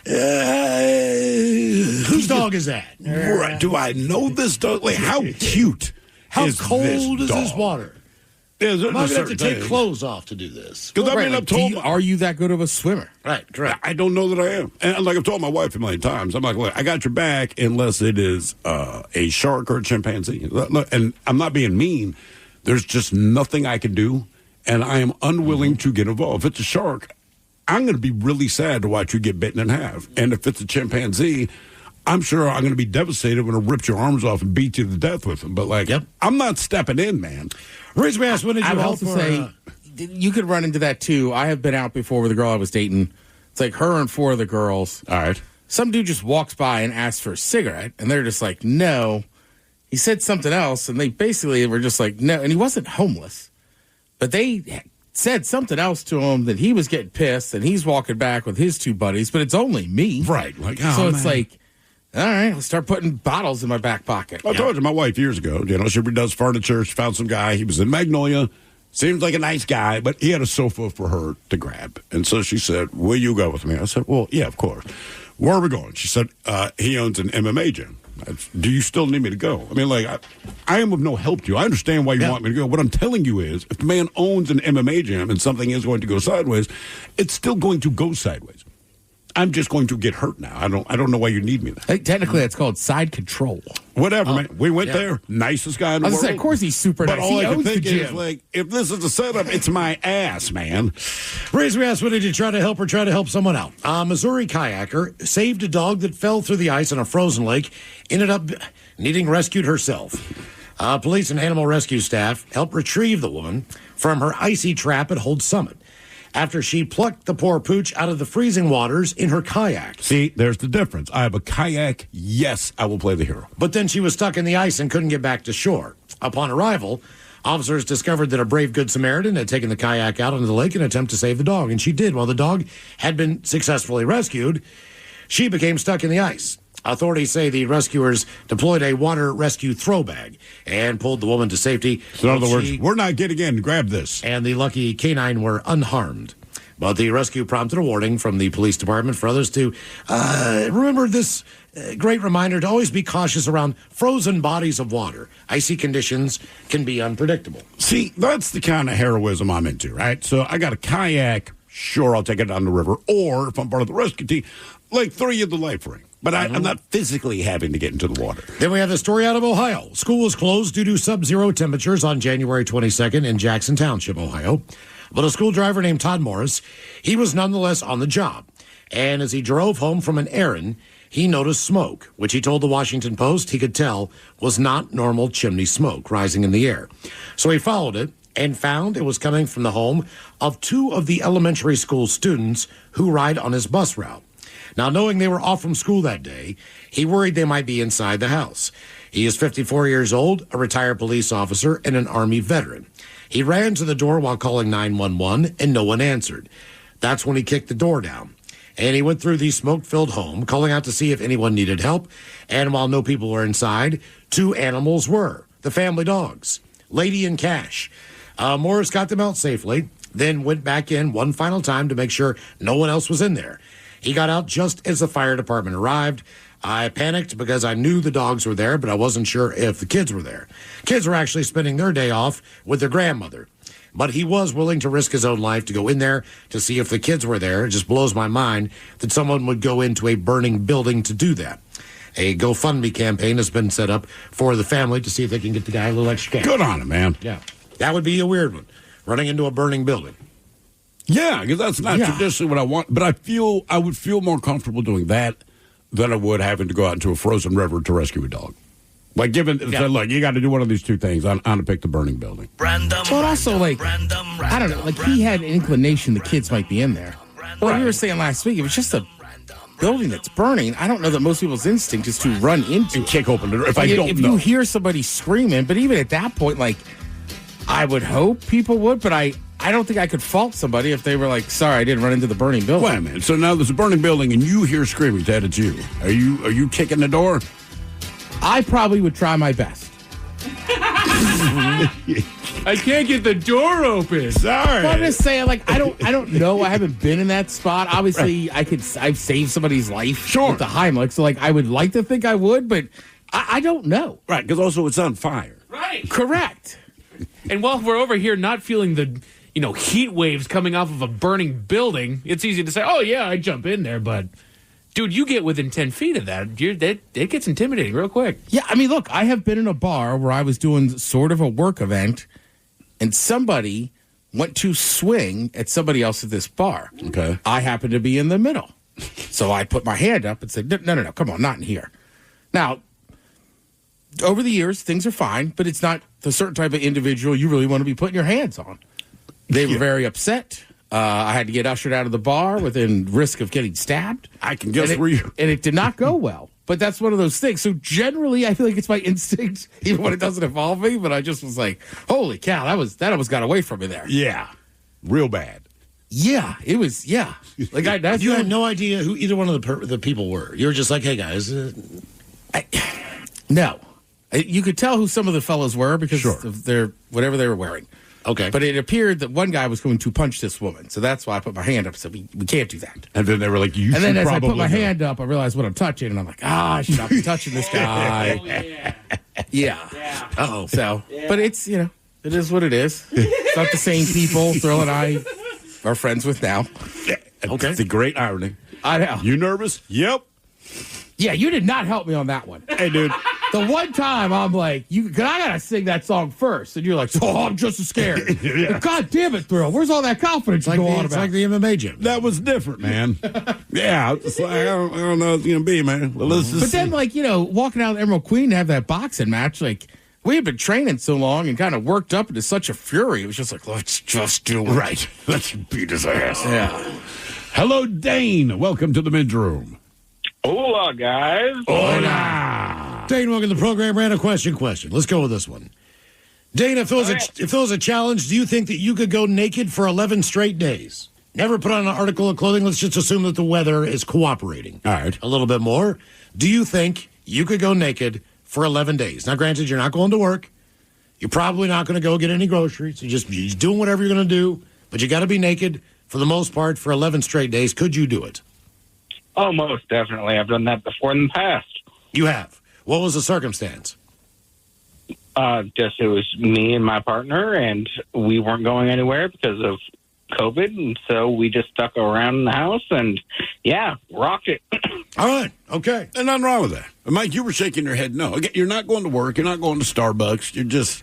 Well, as long as I'm taken care of, then I'll be okay. I just have to vacuum my floor like every day. You just got to vacuum naked. Yeah. That's all. Why do you need to vacuum your floor every day? Because that means that I can't wear socks and shoes, and I wear socks and house shoes inside at all times because any little granule that gets on my bare feet, I don't like it. I can't do it. So you don't kick off your shoes when you come home? I kick off my shoes, but I put on my house shoes, my slippers. Oh. I walk around in slippers all the Gotcha. time at home. Gotcha. I'm with you. Yeah. Or like sandals or something or shoes. It is very rare that I just walk around barefoot. Because I'm with Mike. I have hardwood floors, and it's like you sweep. Usually I sweep on Saturdays. Mm-hmm. But if there's just one crumb and you step on it, you're like, oh, God. Yeah. Okay. It just drives you nuts. I also wouldn't want to be naked. I don't like eating naked. I don't know that I've ever eaten naked. I'm trying to think. So I don't know if I like it or not. The concept is weird to me, but I'm trying to picture myself sit down at the dining room table, butt naked, I made lasagna. Is there anything wrong with that? Hot piece of cheese, my fault. Yeah. I mean, right. Like if it's a turkey sandwich, I'm outside, I guess, but I don't know, man. You lead a turkey sandwich the idea outside of me naked. just hanging out on my couch naked, just feels gross to me. Okay. All right. So no, you're not. Would you have sex on your couch? Sure. Okay. All right. That's different. You Who have doesn't have sex sex on on a a cactus. couch? I mean, it's like whatever. You have sex. You're having sex. There's some rare times when I can just have a mental third-person image of how I look in any given moment. And if I'm just, like Ted's saying, if I'm sitting on my couch, naked as a jaybird, man, I know anybody, including my wife, that walks in on that. That's trauma. Would you If you have sex on your couch, for me, I'm putting on a pair of mesh shorts pretty quickly after we're done. Yes. We're just going to hang out. Okay. Would you feel uncomfortable playing like Call of Duty? So you're naked. No one else knows you're naked, but you're having a real-time conversation with 3 or 4 other people. I would have to hide the webcam because I know that thing is just accidentally on. Would you let someone film you while you're using one of those? Is it an Oculus, Steve? Yeah, the Oculus. Bare ass naked? Yes. No. Film me naked? I'm not going to be on film naked. I think that would be one of the funniest things in the world because you don't know what that person's seeing, but they're naked and they need to respond to Everyone on an Oculus looks hilarious anyway. But yeah, if you're naked on an Oculus, like... You don't want to see this naked. It looks like an albino shaved chimp. Okay. Yeah, I don't know. Besides eating, now I'm also thinking, sometimes the Seahawks play at 10 a.m. I might just be at home. I get up, I'm in mesh shorts, but, I feel like I need to put a shirt on to watch sports. Really? Yeah, I don't know why. It just, again, seems odd. I'm just sitting there. What if you live in the desert? You know what I mean? And I guess in a warmer environment, I'm watching TV outside, maybe swimming. That's fine. Sure. Okay. All right. Yeah. Because a lot of those homes down in the Phoenix area or whatever, they'll have an outdoor little eating area or whatever, but they have a TV back there, maybe a small... And you're right, splash eating pool shirtless or is something. fine. I just, again, I don't know. Just the idea of something dropping down or... I feel like feeding my dog naked would be weird. Okay. You know what I mean? I'm just feeding the eats dog. naked. I know she does, but it'd just be weird if I'm standing there naked, scooping out the food. Here you go, baby. I don't know why that bugs me. Here you go, girl. All right, what if there's a chicken wing place in town and they give you a hell of a screaming deal on wings if you just eat them shirtless while you're in the restaurant? I would do. All right. We're in a booth, we're just hanging out. None of us have shirts on. We're just eating chicken wings. Tarps off, eating chicken wings. Yeah. I mean, that I could fathom. All right. Just the idea of getting any, ranch, not in my beard, not in my chest hair, but in that other hair. I'd be like, oh, what is ranch doing down there? But it is weird if you are shirtless in if you go to the beach and pull off your shirt, you don't give it a second thought, right? If you go to the pool, take off, you don't give it a 2nd thought. But years ago, my wife and I are leaving a Sounders game, and there's a bunch of Marines in town, and they're not local, but they wanted to go to an MLS game. Anyway, we see them, and they're wearing their blues or whatever. So the guy's like, man, I think I had a goalie kit on. So anyway, he really wanted the shirt, and I'm like, F it. So I gave him a shirt. But now I'm standing in Pioneer Square shirtless, and we still got to walk to the parking garage, and it's...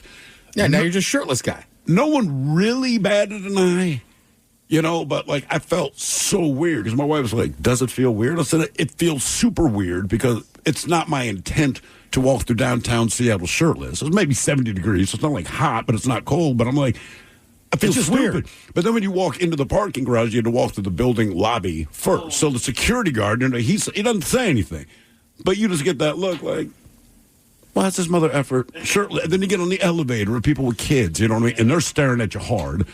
And it's like, man, And I was just trying to do a good thing. You and were I safer did. being shirtless inside the stadium. I absolutely was. Then Because that makes sense. Well, no, I didn't take random it off That until makes sense. after the That's game. what I'm saying, but in That's the thing. stadium, yeah. there's always some shirtless guys. But we were outside of the stadium. Right? You're just Talking to these guys, gave them, and again, they were super thankful. Like, it really meant a lot to them. But I'm like, God damn, I feel weird. It should be no different if I were like in a park and it's hot. You take off your shirt, nobody cares. But Where would be the weirdest place to be shirtless? Like, I'm trying to think of some weird the things. lobby of a building was pretty weird as I far will as my say, experience. sometimes in the summertime, you will see a dude, he's obviously going to Golden Gardens or something. Right. But he's just walking down the street in like short board shorts, no shirt, and flip flops. And you're like, you just look out of place. Right. You're not homeless. You obviously are going to a beach, but you're not there yet. Yeah. What if it's a blockbuster movie and you just want to sit by yourself with no one on either side? At the theater. Just go shirtless. You go shirtless, yeah, you'll You have go nobody shirtless next to at you. the movie theater. I think that would be the weirdest place to ever see. Like, why is that guy shirtless? That would be weird, especially if it's like a kid's movie. Yeah. This was rated just G. temperature and setting change a lot. You're in Mexico, swim up bar. No biggie. No problem. Yeah. Right? I go into Miles' local or our local shirtless. You're going to be like, put a goddamn shirt on. you doing? Right? Like, want me to go sit on the deck? Like, doesn't matter. Doesn't matter, man. Right? That's what I'm saying. Like, right. Depending on the weather. But, for instance, real quick, one more. There was this famous baseball coach at my high school, right? Okay. So my dad knew him. My brother coached for them, whatever. He had a pool. I guess Coach in his personal life didn't mind being naked. Oh. My brother does not know this. He goes to his house to pick up equipment. His wife is like, oh, he's out back swimming. I'm going to make you guys lunch. My brother's like, cool. He's in there swimming. He kind of notices. Lunch comes out, and he's just sitting there, naked as a jaybird, eating his turkey sandwich. And my brother's like, I never wanted to see his junk. This is so uncomfortable. And he's like, you going to get in, Smitty? And my brother's like, no, not hopping in, Coach. Jeez, whiz. Reason we ask, could you go naked for 11 days? Cruises will be going bare on the big nude boat that took off this morning as the ship set sail from Port Miami. The travel company Bare Necessities teamed up with Norwegian Cruise Lines to launch an 11-day voyage from Miami into the Caribbean where everyone is nude the entire time. It'll take place on the Norwegian Pearl. According to the company's website, pricing starts at about $2,200 per person. Damn. For an inside cabin. The cruise will make stops at Great Stirrup Bay, the Bahamas, San Juan, Puerto Rico. Put some punts on mine. Philipsburg, St. Martin. Get embarrassing yourself. Dominica, Fort de France, and Martinique, and St. Lucia. St. Lucia. God. Lovely. 11 days of being naked in the Caribbean. I mean, I'd like to starts go to now. all those places, but, like, can I just put on, like, will I get in trouble if I wear clothes? Man, I understand that if you work housekeeping, you can fathom that some of the sheets that you're changing have been just plainly used. However, Murdered. that cruise, man, when you just know. Right. That not a Everything you person touch. is covered. I mean, I think it's a little different because it's all nudist. It is, but So think it's about like, all right, the plastic chairs around the pool. You also have to feel very... Like, I'm not sitting on that. Your big sweaty ass. That's what I'm saying. You got to feel very strongly about everyone's wiping game. Yes. Yes. You Yes. know what I'm saying? That's why I don't want to sit on my own couch naked. Coming up, your guess is as good as mine. Our categories today, the top 10 Super Bowl foods and classic board games. We'll play your guess. It's as good as mine at 4:30. And we got your emails coming up next from the men's room at KISW.com. Plug in a Hyundai EV and the extraordinary happens. From the charge time and range in the Ioniq 5 and 6 to the adventurous spirit of the Kona Electric to the 601 horsepower Ioniq 5N. Hyundai EVs make the extraordinary electrifying. There's joy in every journey. EPA estimated 303-mile driving range for 2024 Ioniq 5 SE SEL limited rear-wheel drive and 361-mile driving range for 2024 Ioniq 6 SE long-range rear-wheel drive with fully charged battery. Actual range may vary. Visit HyundaiUSA.com or call 562-314-4603 for more details. Working as a dedicated Fidelity advisor, I always ask, what's important to you? I'll look at those priorities and goals alongside your full financial picture to build a comprehensive plan designed to help grow and protect your wealth. With proactive portfolio insights and an eye on taxes, I'm here to help you make the most of your money. I'm Laura Maxwell, and I'm a dedicated Fidelity advisor. Learn more at fidelity.com/wealth. Investment minimums apply. Fidelity Brokerage Services, LLC, member NYSE, SIPC. Is your team at work feeling a little disconnected? Maybe the workflow's not flowing? Try Confluence by Atlassian. Confluence is the connected workspace where teams can create, organize, and deliver work like never before. In Confluence, teams can whiteboard their vision for any project, easily create or access the relevant pages and resources they need, and discover important context they might not even know they need. Plus, AI helps teams jumpstart brainstorms, organize information, and connect workflows, so teams can move efficiently and create alignment with ease. In fact, with Confluence, teams can see 5.2% average boost in productivity in 1 year. So if your team lacks confidence, try Confluence, the connected workspace where teams can do it all. Set knowledge free with Confluence. Learn more at Atlassian.com/confluence. That's Atlassian.com/CONFLUENCE. At Cardinal Heating and Air, we elevate your comfort with expert HVAC solutions in the greater Seattle area. Our decades of experience have fostered lasting relationships built on quality service. Whether you need AC repair, heating repair, routine maintenance, a new installation, or an emergency fix, you can trust Cardinal Heating and Air, now offering electrical services. Experience the exceptional service and peace of mind that Cardinal Heating and Air delivers today and for years to come. Auto insurance rates are on the rise, which is why you should call Vern Fonk Insurance. Vern Fonk could save you up to 20% on your auto insurance. The pros at Vern Fonk will do all the work, comparing different plans to find you the best options. And they can insure you over the phone. One call to Vern Fonk could save you up to 20%. Call 206-408-5094. 206-408-5094. Remember to honk when you drive by Vern Fonk.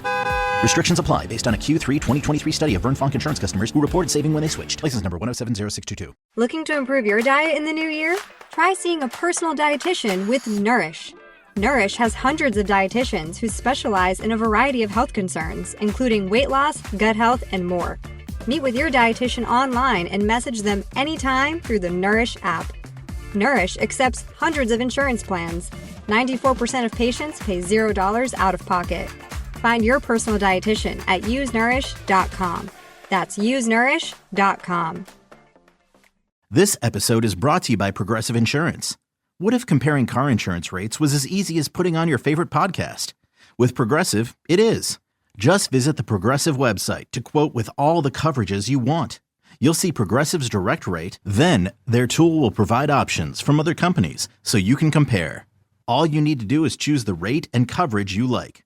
Quote today at Progressive.com to join the over 28 million drivers who trust Progressive. Progressive Casualty Insurance Company and Affiliates. Comparison rates not available in all states or situations. Prices vary based on how you buy. Ready to explore Europe the striped way? Then fly with Condor Airlines. With nonstop flights to Frankfurt, Germany, there are great connection options to several cities. Whether it's the romantic streets of Paris or the stunning beaches of Barcelona, Condor will start your vacation by offering comfortable and spacious cabins. Fly the striped way. Visit condor.com today. Are you a bartender that dreads the phrase, "Hey, can you put the game on?" At Sports on What, we understand your pain and we're here to help. Over-the-air, satellite, cable, or streaming, Sports on What knows what channel the game is on, and you can too. Follow your favorite teams, set alerts, and filter by provider to get the results you need. Stop wasting time searching and never miss kickoff again. Just download the Sports on What app, and you'll always know how to watch the game. Available for Android and iOS. Start your 7-day free trial when you download Sports on What and subscribe today. You're listening to The Men's Room with Miles and Thrill. 99.9 KISW. Your guess is as good as mine. Count of 4:30. Categories today, the top 10 Super Bowl foods and classic board games. But first time for a few emails to the men's room at KISW.com. You've got mail. You've got mail. And we got one birthday shout out today, guys. Today is my husband Huck's 61st birthday. Longtime fan and listener. We're raising a 1- and 3-year-old grandchildren. Can you wish him a happy birthday? Maybe some dad jokes would make his year. Thanks for that's from his wife, the Lizard Queen, a.k.a. Gum Wallet. All right. Gum Wallet. Gum Wallet. Great name. All right. Since you're 61 there, Huck, I'm going to give you all the dad jokes I got. What did the kid with no arms get for Christmas? What did the kid with no arms get for Christmas? A vest. I don't know. He hasn't opened it yet. Oh. Knock, knock. Who's there? Not that kid. That's, oh. Damn. Guys, I adopted a Dachshund with no legs and named him Cigarette. Oh, yeah? Every morning I take him out for a drag. Is this amputee joke day? What does a French groundhog see on February 2nd? A French groundhog. His shadow. His shadow. Yeah. Shadow, yeah. What's the difference between Iron Man and Iron Woman? Iron penis? What is Iron Man? What's the difference between Iron Man and Iron Woman? Iron testicles? One is a superhero. The other is a command.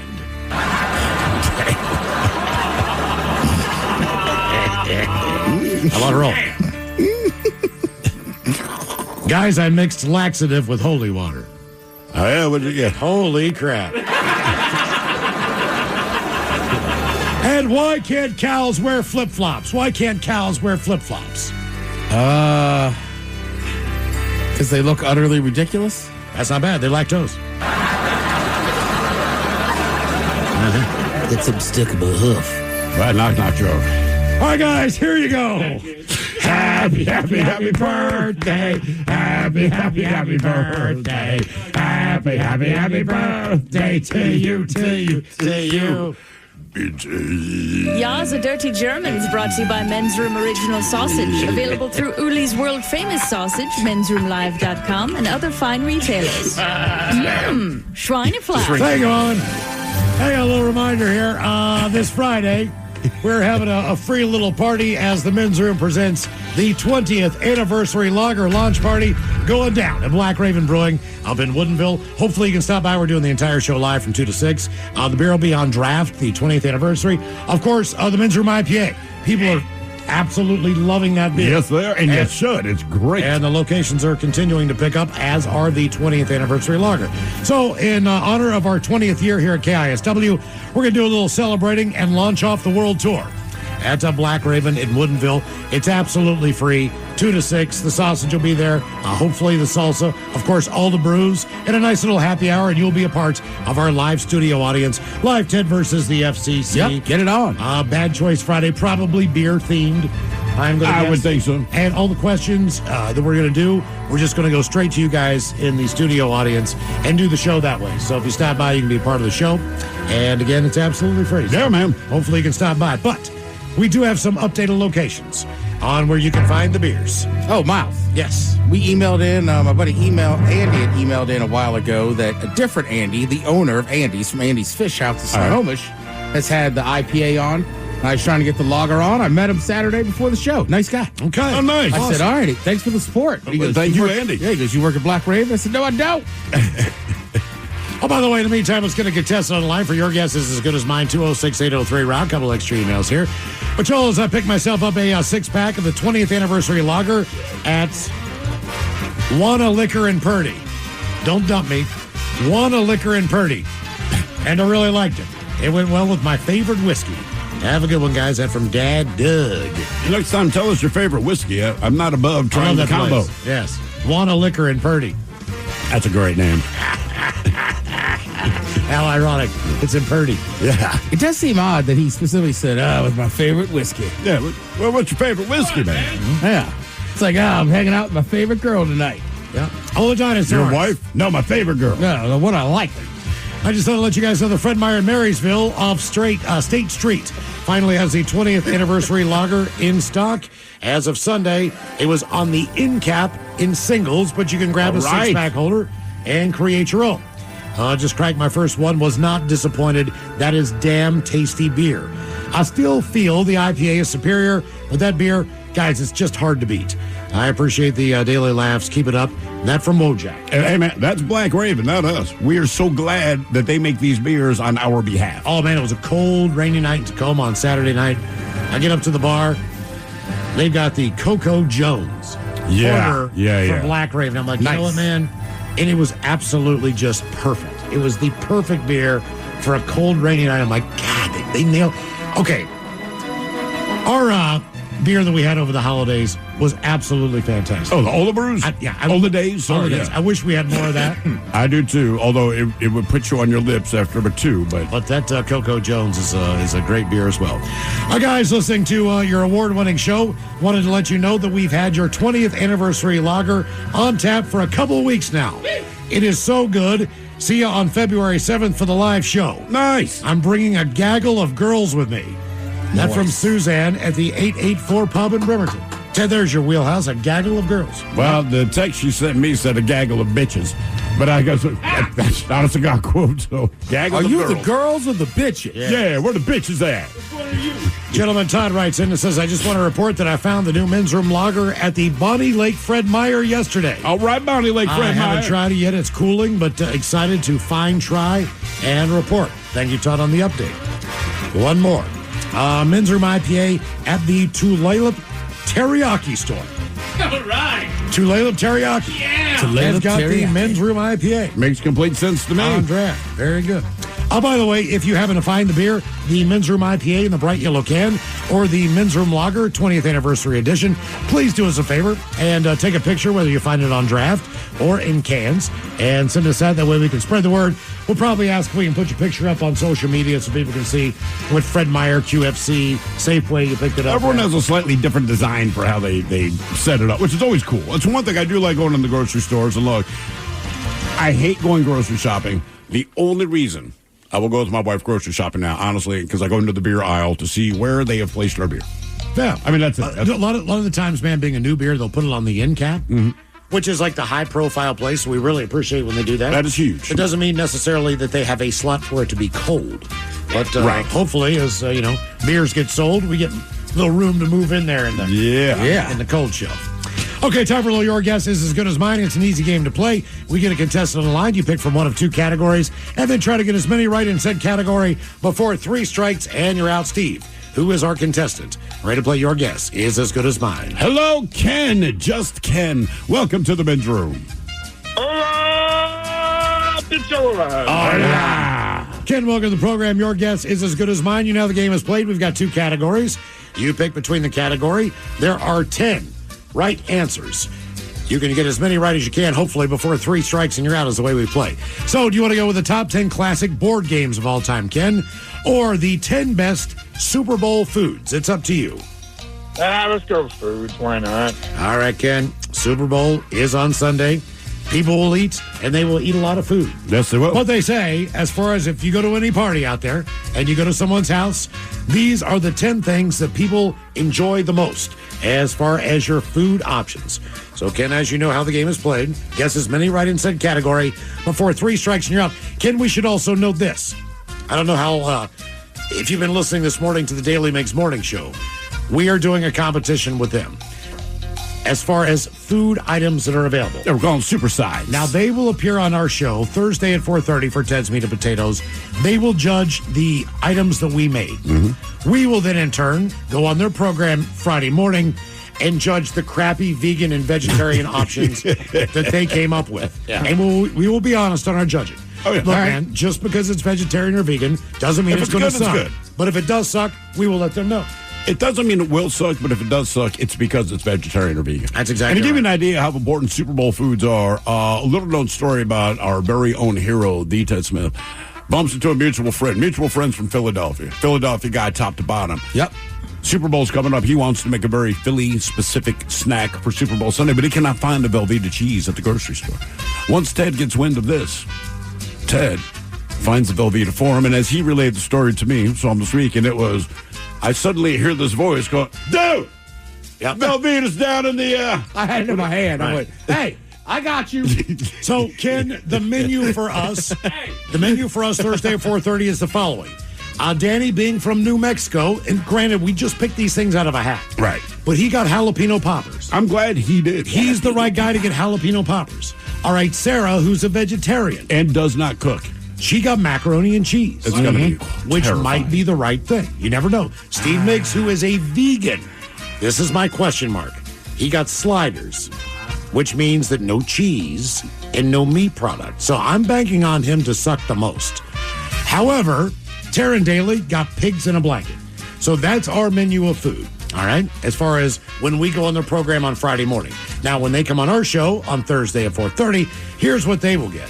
All right, Mike is making quesadillas. Yeah. Our own Lee Ted Smith has a buffalo chicken dip. Yep. Steve is making queso, and I'm making the mini party meatballs that you eat with a toothpick. The reason I'm telling you all this, Ken, is because a lot of these items that were just mentioned show up on the 10 best Super Bowl foods. So I'm trying to give you some hints here as far as what might be on this list. And Miles, I have a great recipe if you need any help. But the whole thing is we got to do it ourselves. You can't use a recipe. As long as, yeah. That was part of the rules. Unless you know it in your head. But if you have it, I'll take your tips because that's not a recipe. All right. You know? All right, Ken, let's get this game going. What's your first pick here on the top 10 best Super Bowl foods? Chicken wings, man. Just get number one out of the way, first and foremost. And what sucks is we won't have chicken wings either Thursday afternoon or Friday morning because somehow that did not get picked. We got buffalo chicken dip. When's Castle doing his? Castle is doing the loaded potato skins. Is he joining us on our show or is he joining us on the morning show? It just depends. He's been working on this secret recipe, so I don't know if it's going to show up on Ted's Meat and Potatoes or Friday morning when we go on the Daily Mix. Maybe you should make them for both shows. You know what? If they're that good, I agree. Okay. Ken, your 1-for-1 chicken wings is the number one answer on what people expect at Super Bowl parties. Chips. Chips and dip are number 3. Whatever your combination, whether that be pico, salsa, corn chips, potato chips, French onion dip. By the way, if you're looking for a really good salsa, try the Men's Room San Juan Roasted Red Salsa from San Juan Salsa Company. You want to really add some spice to that Super Bowl party?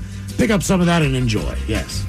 It is delicious. And chips and dip are very important. Sometimes people let that go. How do you let that go at a Super Bowl? I don't know, because they're too worried about something specific they're making. That's like inviting someone over for the Super Bowl and you're like, I don't have a TV.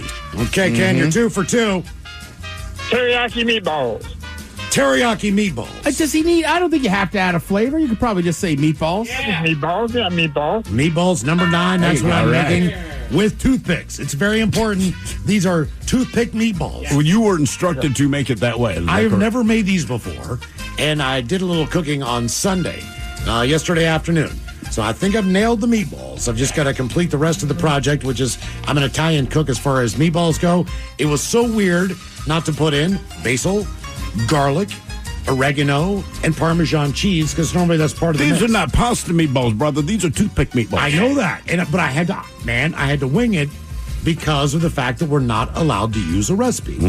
I think I've got it down, but we're going to find out. Find out. Ted is the only critic that I care about in this. Okay. I don't care what anybody else says on their show. Daily Mix, I don't give 2 craps. I just care what Ted says because I believe he's the best judge. I used to make them every year. I had a neighbor that was from Alabama, and I have his recipe sitting on my fridge. Ken, you're 3 for 3. Meatballs, wings, and chips and dip. What is your next guess on the 10 best Super Bowl food? Sliders. Number 5. Unfortunately for us, we have a vegan making them. I know. Steve Miggs. Hopefully they're okay. Maybe my mind will be blown. You never know. They might be okay. It's just a tough sales pitch. That's all. Doesn't sound good. Okay. Sub sandwiches. Oh, like you get the foot long from Subway and you cut it up and little sandwich. You know what I mean? Nah.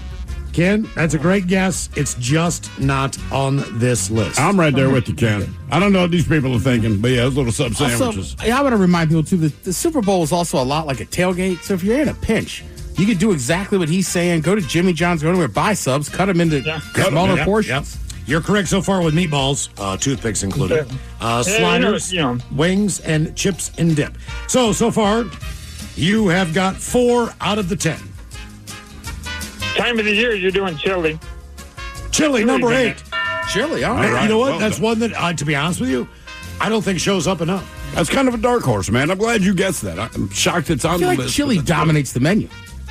I just if wish you I have it absolutely will. Yep. I'm thinking about hooking it up for the Super Bowl. We'll see. You going to make it with the lamb and the chorizo? Lamb and chorizo. Brother, I'm tired. Next level. Okay. All right. At my house, it's barbecue ribs.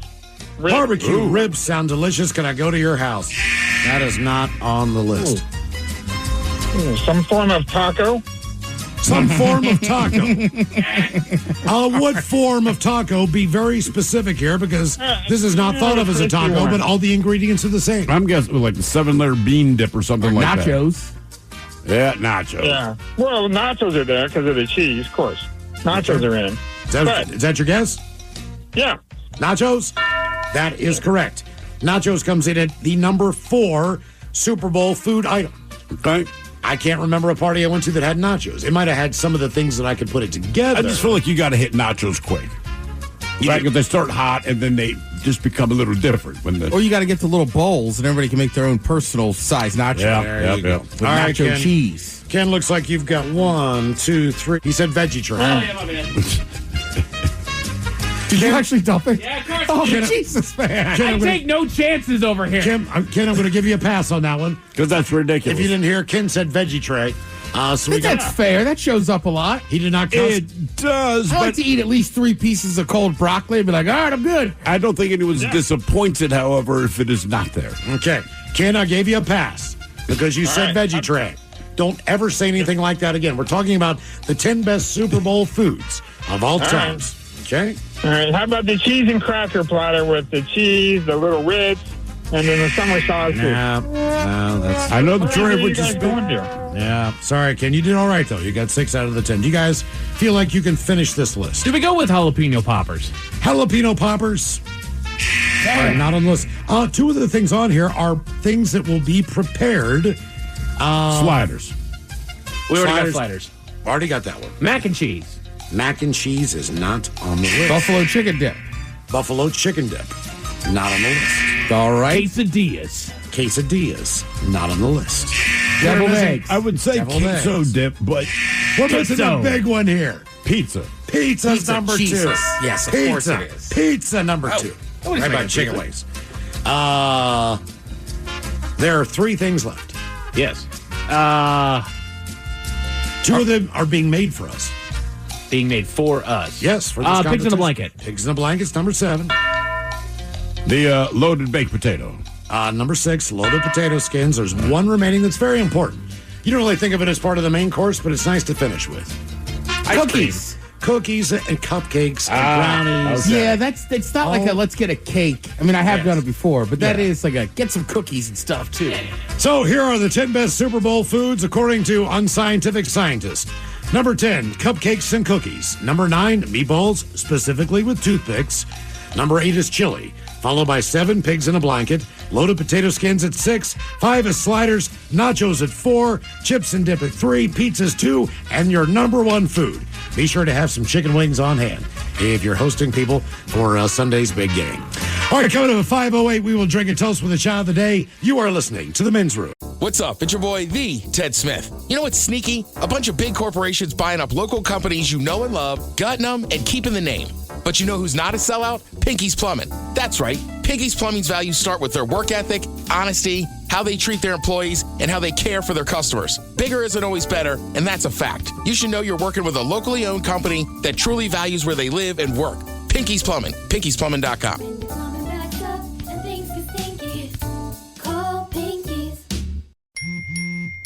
What is Dax, are you? Tracking all our cars on Carvana Value Tracker on all our devices? Yes, Kristen, yes, I am. Well, I've been looking for my phone for... In Dax's domain, we see all. So we always know what our cars are worth. All of them? All of them. Value surge, trucks up 3.9%. That's a great offer. I know. Sell? Sell. Track your car's value with Carvana Value Tracker today. Hiring is a lonely business. Posting jobs, sifting through resumes, interviews with unqualified applicants, being ghosted. What if you could link with dozens of qualified candidates who are ready to work right now with just one connection? That's Express Employment Professionals. Find us at expresspros.com. One connection, the workforce you need. Problem solved. Express Employment Professionals. expresspros.com. Where'd you get those shoes? Easy. They're from DSW. Because DSW has the exact right shoes for whatever you're into right now. You know, like the sneakers that make office hours feel like happy hour. The boots that turn grocery aisles into runways. and all the styles that show off the many sides of you, from daydreamer to multitasker and everything in between, because you do it all in really great shoes. Find a shoe for every you at your DSW store or DSW.com. With Fidelity Wealth Management, a dedicated advisor gets to know you and your goals to build a comprehensive plan to help grow and protect your wealth. Backed by a team of specialists, they'll analyze all your accounts, even the ones they don't manage, to keep an eye on taxes and provide proactive portfolio insights that can help you unlock your wealth's full potential. Learn more at fidelity.com/wealth. Investment minimums apply. Fidelity Brokerage Services, LLC. Member NYSE SIPC. 99.9 KISW. The shenanigans continue. This is the Men's Room with Miles and Thrill. All right, coming up at 5:08, we will drink a toast with the shot of the day. And we do have your headlines on the way at 5:50. But first, quick check-in with Mike Hogg and some of the stories and headlines he is not working on. Thank you, Miles. A new study found that teenagers spend an average of 90-plus minutes on their phone during school. Damn.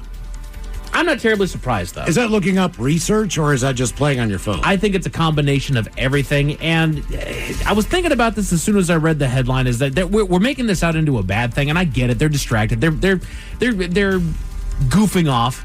I mean, they're going to pretend like they're doing nothing but work, but they're not. They're texting their friends. They're on social media. They're doing whatever it is that they're doing. However, that is also how adults interact these days, too.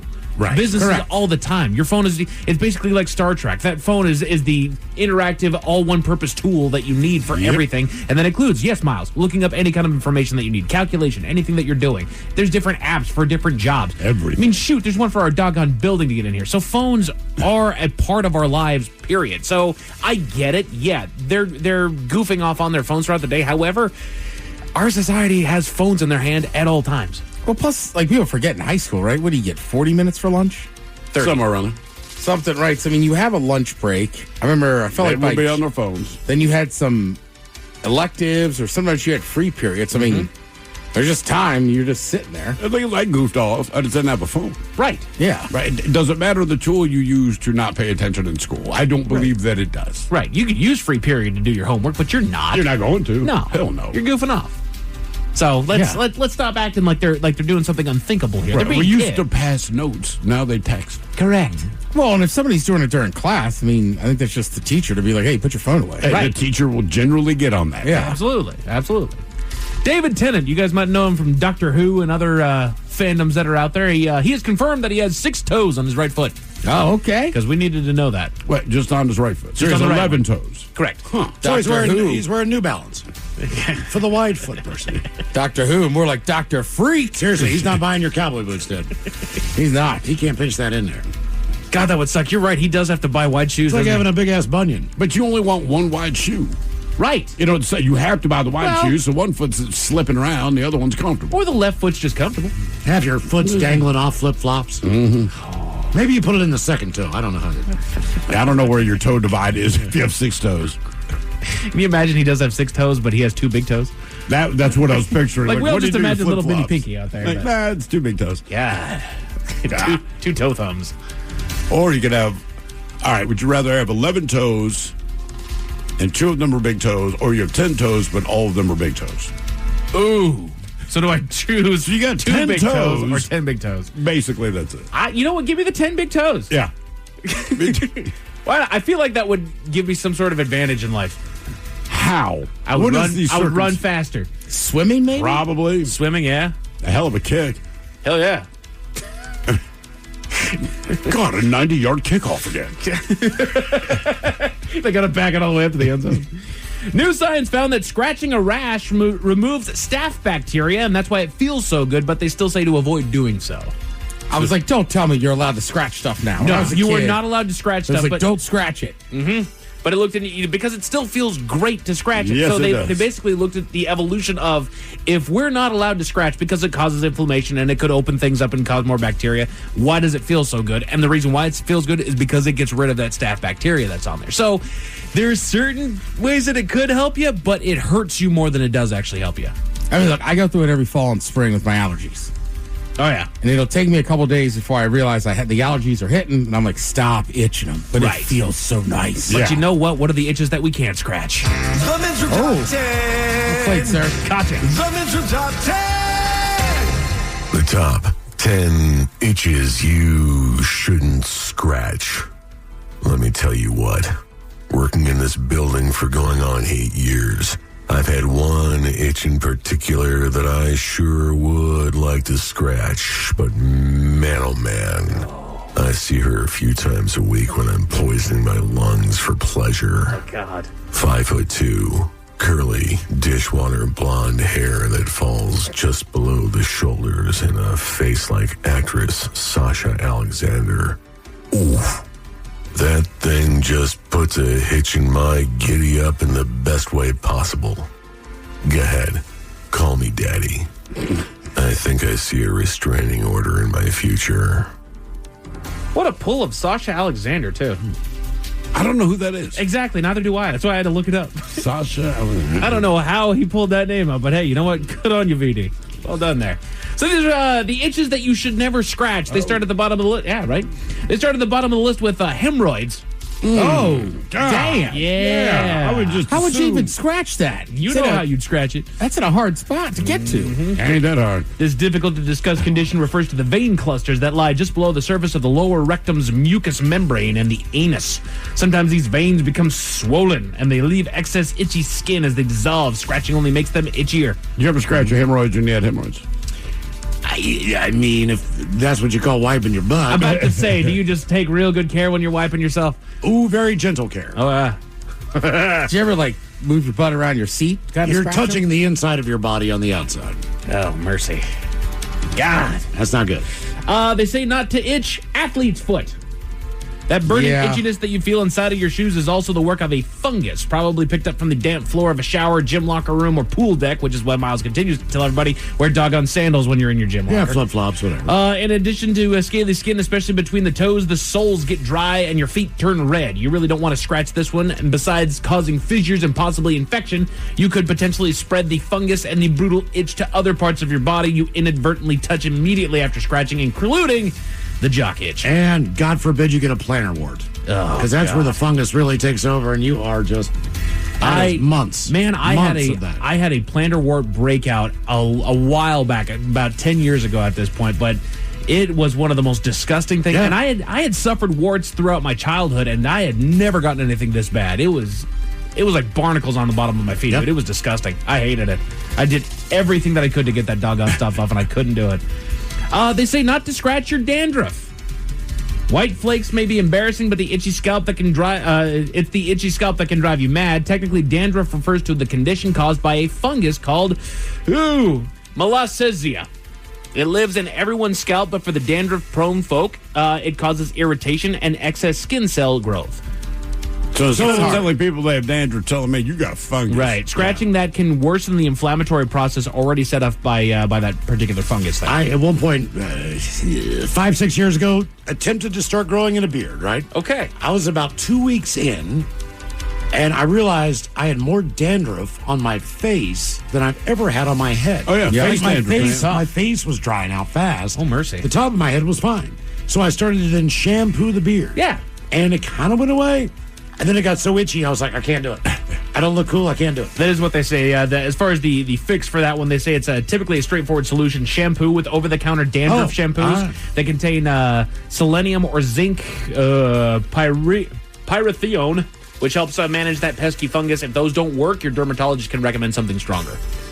Which I do remember myself when I was growing out mine. You kind of have to tough out that itchy period when you're growing out your beard. Man. It just, especially down the neck, I can tell it's when I need to shave is when right here it just starts to get really on the itchy side. Yeah. Yeah. It's bad stuff there. As far as the itches that you should never scratch, contact dermatitis. A subcategory of eczema, this itchy condition erupts from either irritants, such as rubbing alcohol, or allergens, such as oils and poison ivy. Irritants break through the skin barrier and inflame it immediately. Allergens key up the immune system, and a red, itchy rash develops only days later, usually at the point of contact, but sometimes elsewhere on the skin. Do not scratch. You'll risk the same ugly problem that crops up with other itching conditions, bleeding, infection, more intense itch. They say instead, wash away the offending substance, in a detergent that you've not reacted to in the past, and avoid the substance in the future. Soothe the itch with a cool compress, over-the-counter hydrocortisone cream, and over-the-counter allergy medication. If you're unsure what the trigger was, your doctor can do a patch test. That's fun. Yeah. I mean, go get it done if you need to. Right. Yeah, that's fun. That's fun. Psoriasis. Anybody here ever suffered psoriasis? I'm not sure I know what I have. Is that shingles? So, with psoriasis, an overactive immune system causes the body to produce skin cells in warp speed so that new cells are pushed to the surface in as little as 3 days as opposed to the normal 28 to 30. Because the skin can't shed fast enough to keep up, dead skin cells, which are red, flaky, and sometimes itchy, pile up. Fight the urge to scratch this. The parts of the epidermis that are above the dilated blood vessels can bleed when the scale is scratched or picked off. As with other itchy conditions, moisturizing helps, but your doctor can also prescribe special psoriasis treatments, including ultraviolet light therapy and prescription medications. Okay. I did actually have to go to the doctor not terribly long ago because I was suffering a pretty nasty breakout, and I had no idea what it was about.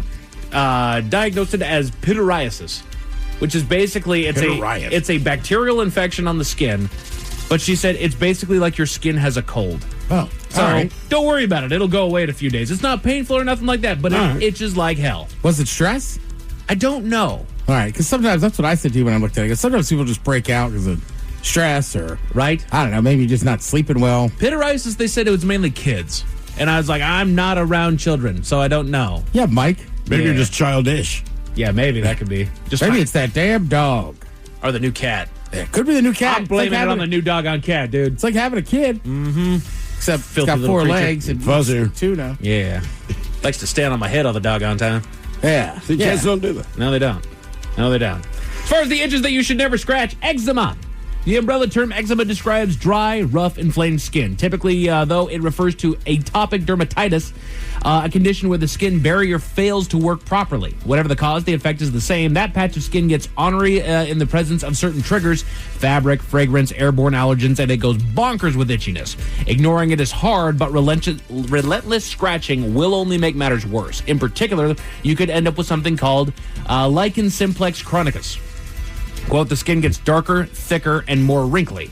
And it feels even itchier and becomes even harder to treat. While this can happen with any sort of itch, it's especially likely with eczema when the itch is chronic. You may also be hit with prurigo nodularis, where the scratched or picked skin develops into itchy bumps. They say to fix this, cool compress and thick hypoallergenic creams can help, but if the itch is too much to bear, see your doctor. Itchy bumps. That sounds like a punk band.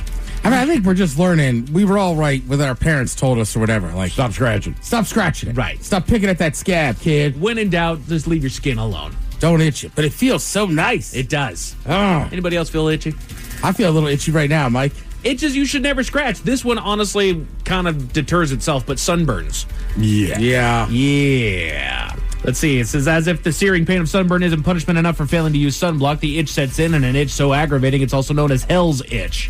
As with other wounds, a sunburn also sends your body's inflammatory response into high gear. While the nerves aren't outright severed in this case, they do get riled up, which in turn leads to that dreadful itching. Scratching could break the skin, slow the healing process, and worsen the itch. They say cool compresses and aloe gels can calm the itch from a sunburn, while cortisone cream helps the inflammation. I always thought that it was just the dead skin coming off.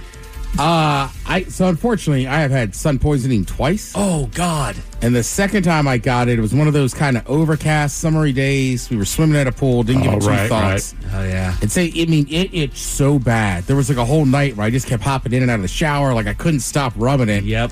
And then finally, my mom's like, I might have to take you to the emergency room. Jeez. And they gave me something to knock me out, and then gave me some other, basically just to stop the itching. Because you couldn't really itch it because it hurt so bad. Right. But it itched so bad I couldn't. You had to do something. You nuts. Yeah. Jeez, it was crazy. Itches that you should never scratch. They say wounds that are almost but not quite healed, which is scabs. Yeah. Part of the inflammatory response, basically. Let's see here. When you break the skin, you also damage the nerves as they try to heal. Their wires get crossed, which can cause the itching sensation. If you scratch, you tear the delicate skin trying to heal itself. They say just cool sensations can help calm the itch, so try a cooling topical menthol. And then number 2. Again, we've heard this one before. Insect bites and stings. Yep. When a mosquito bites, your immune system detects its saliva and launches an attack with the release of histamines. It's these histamines that directly cause the itching. They say instead of scratching, chill out with an ice pack to the offending area. Over-the-counter anti-itch creams can help.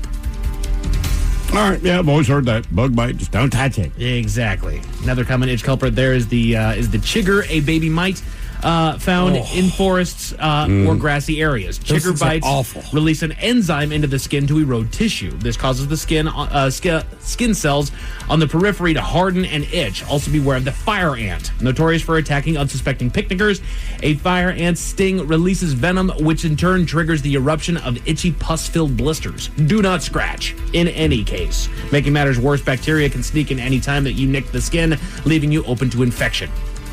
Just don't do it. But then this is the number one condition in which you should never scratch that itch. And it's the most common of all. Just straight up dry skin.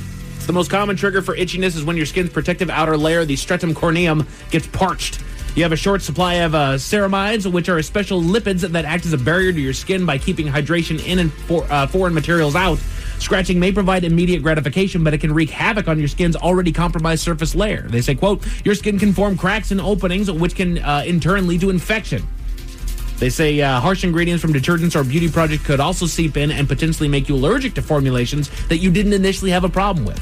As far as fixing it, they say keep showers warm but not hot and seal up hydration in your skin by applying a moisturizer, ointment, or cream when your skin is still slightly damp. And they basically tell everybody, like, doesn't matter, man, woman, whoever you are, you should moisturize your skin regularly. I feel bad for this dude texted in. It says, I have eczema around my butthole. The only place where it is. I have to use a cream to keep it down. It's effing annoying and there's no cure. Golly. I like that that's where it's selected to be. Hats off Come to you, on, bro. man. Damn, man. What happens in what happens when a Florida stripper gets into an altercation with a convenience store cashier, Miles? I'm sure they're in a Waffle House. That's all about it at 5:50. Thank you, sir. Headlines are coming up at 5:50. In the meantime, we made it to drinking time. Somebody out there deserves to be recognized. And the men's room knows just who it is. So to you, we say, bottoms up, sailor. You're the toast of our shot of the day. Good time it is, as usual. We head to the drink desk and Stephen Throwhill to find out who we're toasting. Yes, indeed. And today we toast 23-year-old Richard Boudreau of Slidell, Louisiana. Now, according to police, he's a former employee of Kenny's Seafood.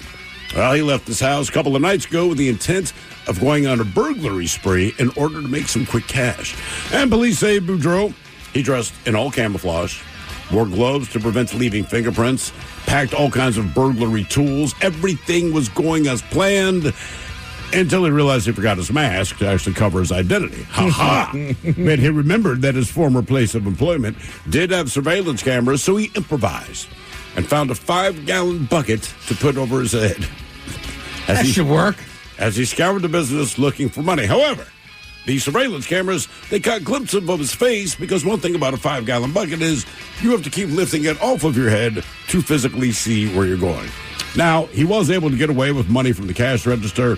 Then he went to another nearby business, Jerry's Buy and Sell Pawn Shop. He attempted to burglarize that business as well, but police say that when Boudreau was unable to gain entry into Jerry's Buy and Sell, he gave up for the night and went home. Well, Slidell police were able to obtain an arrest warrant for him because, again, every time he lifted the bucket to see where he was going, they saw him on camera. And again, he's a former employee of the store that he broke into. To the shock of no one, he was, in fact, arrested at his home, charged with simple burglary of a business and attempted simple burglary of a business.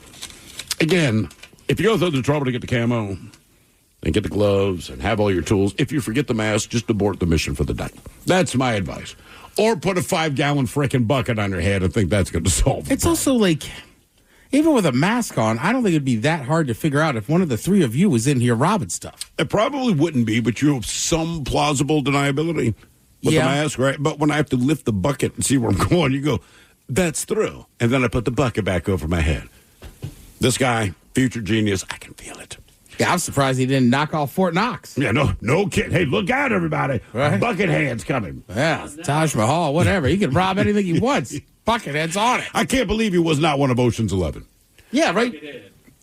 I'm the getaway driver. I'm the lookout. I figured this out. And then we got Buckethead, and he's the guy who's going to ensure that we are successful. Well, remember there were in that legendary film, The Heat, about guys robbing banks and stuff. They definitely had a buckethead. They had a guy. Buckethead. Everybody needs a Buckethead as part of your crew. So we pour this booze, and we drink this booze because we think it's yummy. Yummy. So over the tongue and down the throat to party in our tummies. Down the hola bichola. Let's get a contestant on the line now for Profile This at 206-803-ROCK. Profile This is next. Plug in a Hyundai EV and the extraordinary happens. From the charge time and range in the Ioniq 5 and 6 to the adventurous spirit of the Kona Electric to the 601 horsepower Ioniq 5N. Hyundai EVs make the extraordinary electrifying. There's joy in every journey. EPA estimated 303-mile driving range for 2024 Ioniq 5 SE SEL Limited rear-wheel drive and 361-mile driving range for 2024 Ioniq 6 SE long-range rear-wheel drive with fully charged battery. Actual range may vary. Visit HyundaiUSA.com or call 562-314-4603 for more details. Independent financial advisors focus on building a relationship with you that goes beyond your portfolio. As fiduciaries, they must act in your best interest, not just some of the time, but always. That's why Charles Schwab is proud to support them. Visit FindYourIndependentAdvisor.com. I'm not exactly a tech genius, but I knew one thing for sure. If I wanted my small business to crush it, I needed a website that worked like a pro. And I needed it yesterday. Lucky for me, Bluehost made it ridiculously easy. With their AI design tools, building my website was a walk in the park. I could customize, optimize, and monetize everything exactly how I wanted. In just a few minutes, I had a secure site up and running. I couldn't believe how straightforward it was. And getting found online? Bluehost helped me with that too. I perfected my keywords and meta descriptions with their search engine tools. The AI even gave me suggestions to improve my pages. Now I can sit back, relax, and focus on my customers while my website continues to rank higher and higher on Google. With their 30-day money-back guarantee, I wasn't worried about taking the plunge. And now I am so glad I did. Head over to Bluehost.com and build something special today.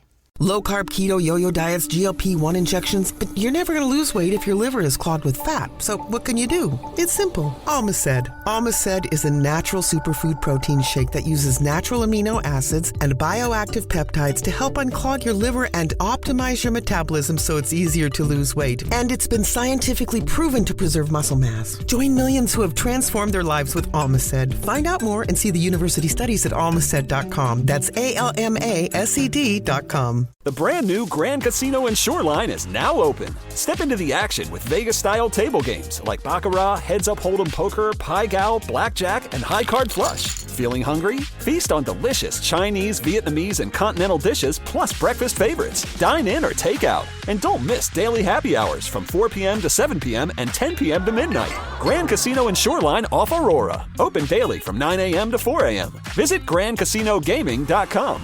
Welcome to the Grand Experience. If you have health insurance, you might be able to see a personal dietitian for $0 out of pocket. Nourish connects you with a dietitian that fits your needs, covered by your insurance. Nourish accepts hundreds of insurance plans, and 94% of patients pay $0 out of pocket. Meet with your dietitian online and message them anytime through the Nourish app. With hundreds of 5-star reviews from real patients, you know you're in good hands. Find your dietitian at usenourish.com. That's usenourish.com. This episode is brought to you by Progressive Insurance. Whether you love true crime or comedy, celebrity interviews or news, you call the shots on what's in your podcast queue. And guess what? Now you can call them on your auto insurance too with the Name Your Price tool from Progressive. It works just the way it sounds. You tell Progressive how much you want to pay for car insurance, and they'll show you coverage options that fit your budget. Get your quote today at Progressive.com to join the over 28 million drivers who trust Progressive. Progressive Casualty Insurance Company and Affiliates. Price and coverage match limited by state law. Ready to explore Europe the striped way? Then fly with Condor Airlines. With nonstop flights to Frankfurt, Germany, there are great connection options to several cities. Whether it's the romantic streets of Paris or the stunning beaches of Barcelona, Condor will start your vacation by offering comfortable and spacious cabins. Fly the striped way. Visit Condor.com today. Hey, Hey, what's the easiest way to find out what channel the game's on? Sports on What? Subscribe to the Sports on What app and quickly find the channel for every provider. Satellite, cable, or streaming. Sports on What knows the channel a game is on, and you can too. Download today. The Men's Room presents Profile This. And Stephen Throwhill, could you tell everyone how Profile This is played? Oh, I sure can, Miles. It's a simple game where we share with you a real-life news story, something that happened right here on planet Earth. Earth. And as you listen to the story, based on the stereotypes you believe to be true of people and the decisions that people make, we'll ask you what it is you think makes the story a story. Hello, Dave. Welcome to the Men's Room. Liquor and whores. Liquor and whores. All right, Davey Gravy, you understand how this here game is played? I do. Fantastic. You have your choice of one of three categories. Today we offer you interior decorating, where you guess the foreign object that ended up on the inside of someone. Seriously, where you guess the petty conflict that led to extreme violence. And finally, license to spill, where you guess the substance that made the mess. Do a little interior decorating.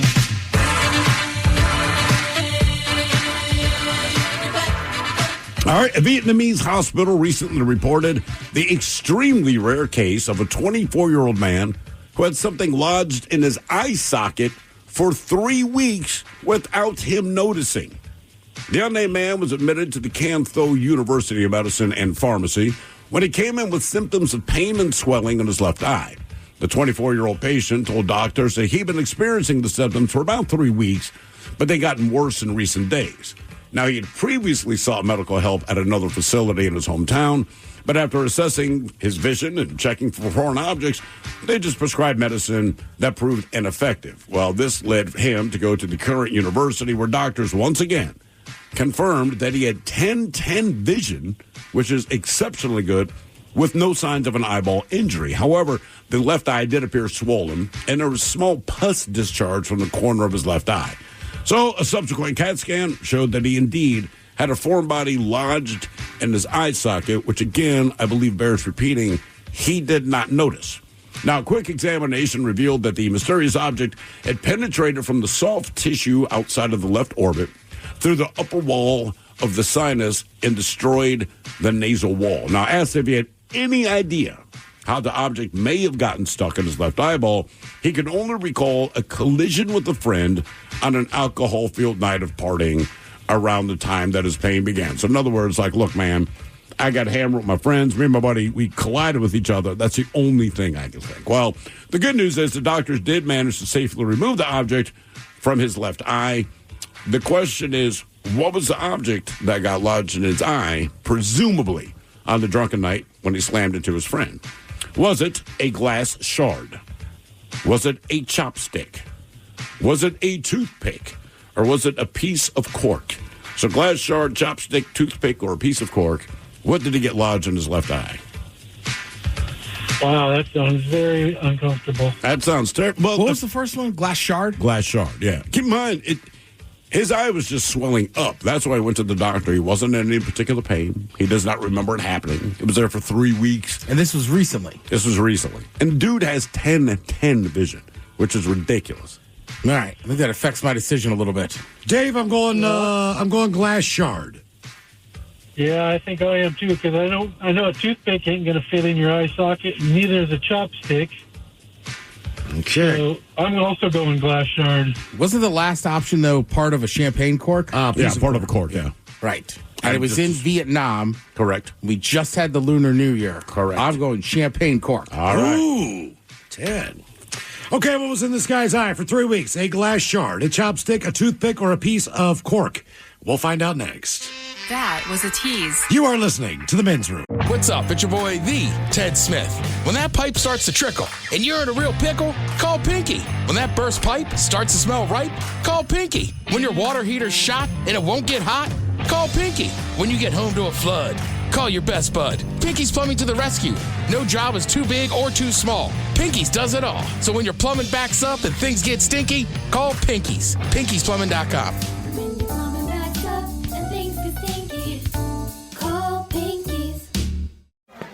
Yeah, sure thing. Hey, you sold that car yet? Yeah. Sold it to Carvana. Oh, I thought you were selling to that guy. The guy who wanted to pay me in foreign currency, no interest, over 36 months? Yeah, no. Carvana gave me an offer in minutes, picked it up, and paid me on the spot. It was so convenient. Just like that. Yep. No hassle. None. That is super convenient. Sell your car to Carvana and swap hassle for convenience. Pickup fees may apply. Is your team at work feeling a little disconnected? Maybe the workflow's not flowing? Try Confluence by Atlassian. Confluence is the connected workspace where teams can create, organize, and deliver work like never before. In Confluence, teams can whiteboard their vision for any project, easily create or access the relevant pages and resources they need, and discover important context they might not even know they need. Plus, AI helps teams jumpstart brainstorms, organize information, and connect workflows, so teams can move efficiently and create alignment with ease. In fact, with Confluence, teams can see 5.2% average boost in productivity in 1 year. So if your team lacks confidence, try Confluence, the connected workspace where teams can do it all. Set knowledge free with Confluence. Learn more at Atlassian.com/confluence. That's ATLASSIAN.com/CONFLUENCE. 99.9 KISW. We return to the men's room with Miles and Thrill. Category is interior decorating on profile. This a Vietnamese man had something lodged in his eye socket for 3 weeks. I guess he got into a scuffle with a buddy of his. It was removed. Question is, was it a glass shard, a chopstick, a toothpick, or a piece of cork? And Dave, that is the very question we posed to you. Let us start with, well, you and Miles Montgomery, both of you agreed a glass shard. Unfortunately, or fortunately, depending on your perspective, that is not the answer. The Ted Smith, you said, it's a little New Year. We're in Vietnam. And a couple weeks ago, you're getting drunk with your friends. It was not a piece of cork. You're struggling to say correctly. Believe it or not, it's a broken piece of chopstick. Okay. They said it was about 3 inches long, the piece that lodged. Look, man, I don't know how you don't notice a 3-inch piece of chopstick lodged in your eye socket. Wow. But he didn't. Okay. Now for all TV news all the time, it's time for TV Time with Ted. And now, because your pathetic life is confined to countless hours in front of a talking box, the Men's Room presents TV Time with Ted. Did anybody in here watch some of the Grammys last night? Oh, yeah. I did, yeah. Almost the whole thing. You know my wife. Of course, that is what I watched. Yeah. There was no discussion. There was no nothing. We went to the bar because I know living on the West Coast, they'll start showing it at 5 or whatever. Correct. So I'm like, maybe I can bail out of this at 8. She's like, I'm recording it. I'm like, God damn it. And you know what? To be fair, I'm not usually an award show guy because I'm bitter and cynical and broke, but it was enjoyable. It was good, man. It was a fine broadcast. There were some good performances. I was kind of flipping in and out. I had like a stretch, though, where I went back, and it's like something sad. I was like, oh, no. When I went away from it, I came back. It was like in memorial, and I was like, damn. It's just, look, Chris Martin is from Coldplay. Fantastic musician. Whether you like Coldplay or not. Knows what he's doing. Can rock a piano. Loves playing the piano. His joy for playing music is palpable, but maybe don't get a smiley guy during the in memoriam. So that was my question, too, is that I felt like that's just when you play some music and show it. Like, I didn't know we had to have somebody out there performing. When they said he was performing, and I was like, this is going to be awkward. I don't know if I'd want, even if I'm on his level, this A-class musician, whatever. Like, hey, man, will you perform at the Grammys? Yeah, absolutely. Will you do the in memoriam? Like, well, it's not that it's not an honor, man, but, like, this is heavy, and I know people are watching it on TV, but the physical bodies that are inside of this building, they know these people personally. They literally know them. Also, you're looking up at the screen to see the next person honored. More so than... Right, we are, for sure. Yeah. I think everyone is. Correct. Yeah, it struck me as odd last night, and Phil and I were talking about it earlier. It's just like, I really like Coldplay. I was just like, this just seems odd to have him stand there and play. And he wasn't trying to smile. He just kind of smiles when he plays the piano. One thing I did that was interesting. They're doing the thing with like Quincy Jones and all this, but Stevie Wonder's out there. He's playing harmonica. And they had Herbie Hancock. They're sharing a bench. Herbie Hancock's playing piano. And I said to my wife, you realize, just think about one thing that no one's going to bring up. Herbie Hancock, he has the music written down. He's reading music, and they're playing the song. And the other musicians, they have their music stand set up so that they know the pace of the song, where to get loud, where to get quiet. You're reading music. Stevie Wonder's blind playing a harmonica. I'm like, he's the only brother out there that does not have a guidance for the speed of the song, where you're supposed to take a break. He's just listening to it. And I said, that is an outstanding musician, because everyone else, and they're playing songs they know, but they're all reading it to know what they have to do. Stevie Wonder, he doesn't have, it's not like he's reading Braille on this. Brother goes out there because he's that good of a musician. Stevie Wonder also said, look up on the screen at one point, because they were showing, Quincy Jones with whoever it was. Yeah. It's like, look up on the screen. I'm like, how's that your cue? How is that your cue? Starting to think, and also with the Quincy Jones thing, I just thought, okay, well, the Grammys probably have had enough of a lot of things. The Oscars have too. Will Smith is one of those, but he has a dual career. But Quincy Jones was more involved kind of in the TV aspect of this, more so than his musical career. Yeah. So Will Smith gets up there and does his thing, but right, he narrated the tribute to Quincy Jones. I'm still singing, too soon. Too soon. I realize it's two totally different genres. Yeah, I wasn't. But I'm like, oh, dude, no, somebody else. I will say this: judging the overall comments I saw online and everything, I don't know if they realized how done most of America is with Will Smith. Okay. But I think he finds it. And look, it doesn't matter where you stand on Will Smith or any of that. Just for me personally, I was just like, I don't want to see this bitch, man. You had it made, and you just did a really dumb thing, and things are forgivable, but I felt that you were old enough or far enough along in your career.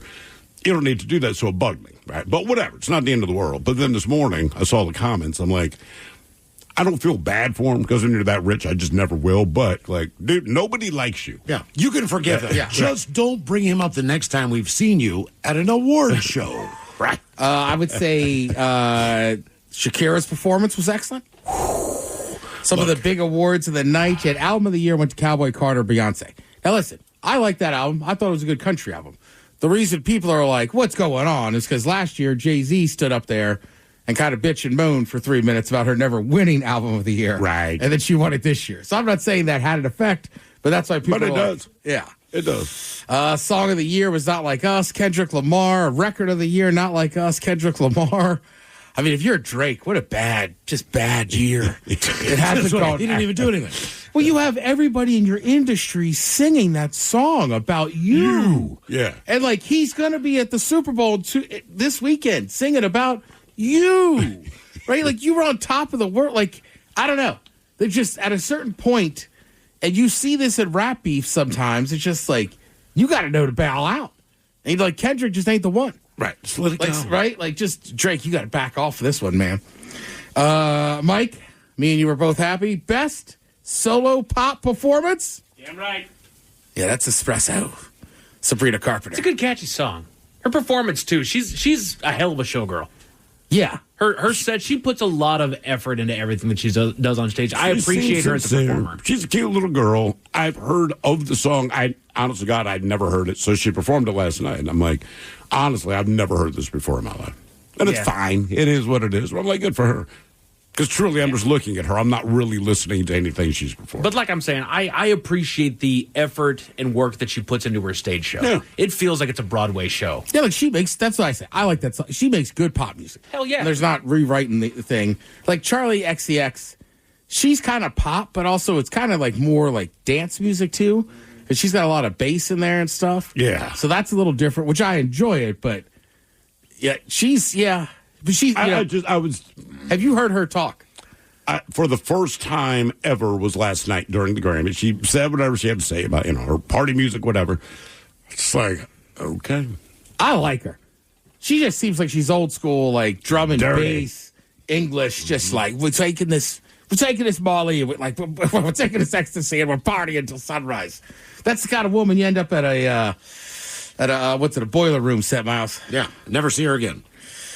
Probably not, No. Or you make friends on Facebook and promise to stay friends like I do at every festival. And then don't. And never see them again, but every once in a while on Facebook, you go, hey, man, remember that time in the river? God damn, that was fun. All right. Right. Let's see, what else for the weekend? I did watch a little bit of the Senior Bowl. That's more about the practices, as I was informed. I did watch a little bit of the Pro Bowl stuff on Sunday. The flag football really isn't that exciting, but I don't know why, but like it's kind of fun watching the linemen do tug of war. Oh, sure. Like some of those little some of those little random events, I was like, all right, that's kind of cool to see.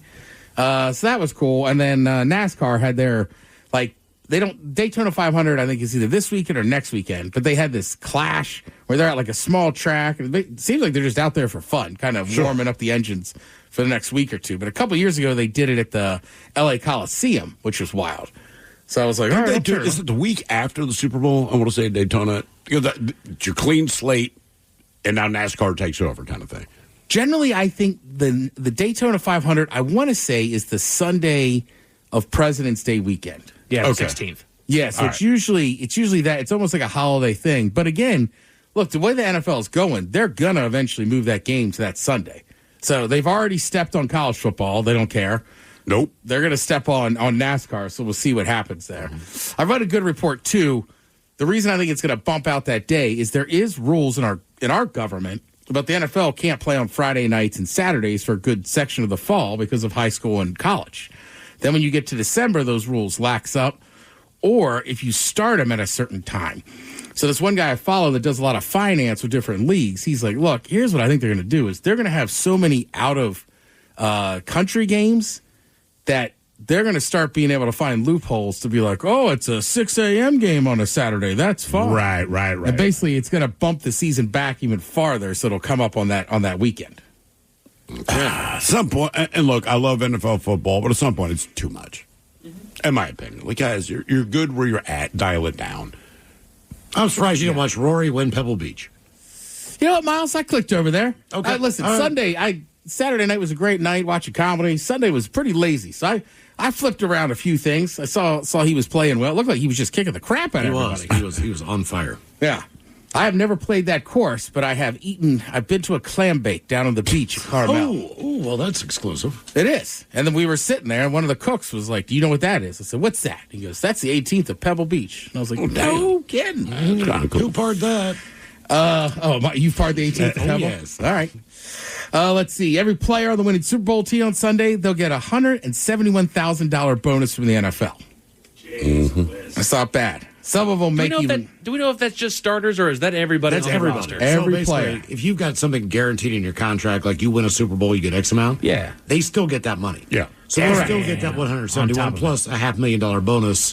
If that was in the Saquon Barkley has $500,000 on his team if he wins a Super Bowl, so he's going to get the 170 plus he'll get $500,000 from his team. He's already earned an extra $1 million in incentives. Jalen Hurts will earn $500,000 per year salary bump if Philly wins. Ooh, that's a salary bump. That's not a one-time bonus. That's Patrick Mahomes gets a $1.5 million salary bump if the Chiefs three-peat. Yeah. Okay. It's unbelievable. The losing players, don't feel bad for them. They still get $96,000. Yeah. Most people get pumped to make that in a year, much less 1 year. You're right, a game. I mean, obviously, winning a Super Bowl is the most important thing, so you'd still be disappointed. But that's not bad to be like, all right, well, I made 96 G's today. Right. Today. Yeah. And I think sometimes, too, I know Goodell gave his annual, press conference and this or that, where they ask him questions and everything. And, people keep bringing up it's rigged for the Chiefs. I don't know what more that guy can say. You can't fix stupid. You just go, look, if you believe that, you're going to believe that. I'm not here to help you anymore, right? That's a deficiency you mentally have. Right, and with our careers, we're lucky enough sometimes to know a player or talk to a coach. Like, trust me, there is nobody that cares more about winning in that league than those dudes in the locker room do, whether they're playing, they're coaching, maybe it's a female coach. Like, trust me, as much as you care, they care more. It's their job. Right. It's all they've done their entire life. Like I don't know how to explain it to people. Like, look, it ain't rigged and they care. Yeah. You know what I mean? Now, with that said, some of them probably sick of watching football. I don't blame them. I don't sit around and listen to the radio a bunch. Right. You know what I mean? You don't? Right. So it's like, they're always like, can you believe all these NFL guys love the Premier League? It's like, well, sure. They want to watch another sport that's not theirs. Right. And it's not a reminder of your job. Right. I mean, I think it was the quarterback from Georgia this year. Somebody asked him about watching another game, and he goes, I can't. He's like, it's annoying. My brain doesn't work that way. I'm just used to doing this and that. You're not entertained by it. You're critiquing it. Bono Joe Cinco did get some field goals in when the kicker got hurt based on his soccer knowledge and skills. All right, it's the 7th season premiere of this show. Thrill, have you watched it yet? All-American. All-American? Yeah. It's still on? 7th season premiere, All-American tonight on Maybe I should CW. watch it. If it's still on, it must be good. I don't know. I fell off after about season 3. Right, okay. They're still pumping it out. All right. All right. Thank you, Tim. We appreciate it. You're listening to The Men's Room. The Men's Room returns with Miles and Thrill. Now, let's see what's happening in the real world. All right, here we go. Fossil hunter in Denmark finds dinosaur puke from 66 million years ago. Meanwhile, a stripper in Florida gets arrested for the piece of fruit that she did throw. In Australia, a bat takes a dip in a hotel swimming pool. Turns out if you swallow water beads, you'll have a hard time birthing a stool. And an unexpected invasion of soil in England. It is time for your headlines. Now, it's time to hit the headlines. Here's my car. All right, our top story. We go to Florida, where afternoon snacks come with entertainment. A woman went into her local convenience store and apparently found something to argue about with the cashier. Don't know what, it's not detailed in the story. All we know is that they started yelling at each other. According to police report, the two locked into a verbal altercation, hurling derogatory comments at each other. I'm sure that was pleasant. This caused the woman to eventually become irate and decided to up the ante by throwing something at the cashier. The nearest item, a banana that was at the register. She did make contact with the employee, causing a minor abrasion, and police were called. Our girl was arrested and faces multiple charges. Again. Yeah. A part of it because she was out on bail for a previous crime when she did this crime. So, in the end, all you do is throw a banana at someone, but we actually have to hit you with more charges because you're out on bail. Correct. From an upcoming trial, dumbass. It's like the story I had last week about the guy who had to get felony charges because he had already beat the crap out of somebody else because video games pissed him. Right. Come on, man. Just think for a second. Can we just wait a minute? Throw stuff? I don't mind if you scream at each other at the counter. Fine. Whatever. You're right. She deserves it. Okay. You don't up the ante by getting physical with it. That's when the cops get involved. You can scream at each other, and the worst you're going to get is what? Disturbing the peace? Cops would ask you to leave. Right. Calm down, leave. As soon as you throw stuff, that's assault. Come on, just a little restraint. Just a little bit. In other news, if you're a fan of water beads, the gelatinous biodegradable pellets that absorb water, you may not want to get used to them as a mother is on a mission. She was forced to take her toddler to the doctor's office after she noticed that she was suffering a rash and unexplained vomiting. Fun. Turns out that her little girl had found one of the pellets and swallowed it, causing a blockage in her intestine. Those things can actually swell up to 100 times their size, is what they were saying. Oh. So it actually caused a blockage down there. She underwent surgery to have the bead removed, and everyone thought that would be the end of it. She'd be fine afterward. But concerns arose once again when the little girl was having some coordination issues and was not responding to commands. Uh-oh. A follow-up exam, I'm going to screw this up, determined that she was dealing with developmental delays that were diagnosed as toxic brain encephalopathy. Well done. Thank you. I nailed it. Encephalopathy. I got it. A piece was published in a pediatrics journal with the authors and the mother calling for an all-out ban of the water beads. So if you guys like Orbeez, they're getting fought against right now. It has been a couple of years in the making, man. Yeah. And I wondered about those things when they first came out. One, how do you dry them out? I haven't played with Orbeez a whole lot, so I don't know any of this. They are awesome. They're fun. Even for an adult, you're just like, ooh. Hell yeah. You see the vase with a little bucket with them in there, and it's like, you don't do anything with them. Some people will put like flowers in them or something like that, but yeah, they're just fun to play with. I mean, I never wanted to eat one of them, but... Because we're adults. Yeah. Right, and the issue is just the kids. And that's fair. Kids put everything in their mouth that will fit in their mouth. But yet again, that goes back to doggone common sense. Do your best to keep it away from the kid. The kid's going to put stuff in their mouth. You got to have a... Tide Pods, Legos, they're all in the same line. So I get the concern, but you go, man, part of being a parent, man, is child-proofing. Yeah. I mean, our parents did it. We're alive. Right. You got to do it, too. There's a reason why your doggone toilet has a lock on it. Yes, it's a pain in the ass. However, your kid's not drowning. Right. To Denmark, where a discovery has been made. An amateur fossil hunter in the area was scoping a site near Copenhagen when he happened upon some interesting fragments.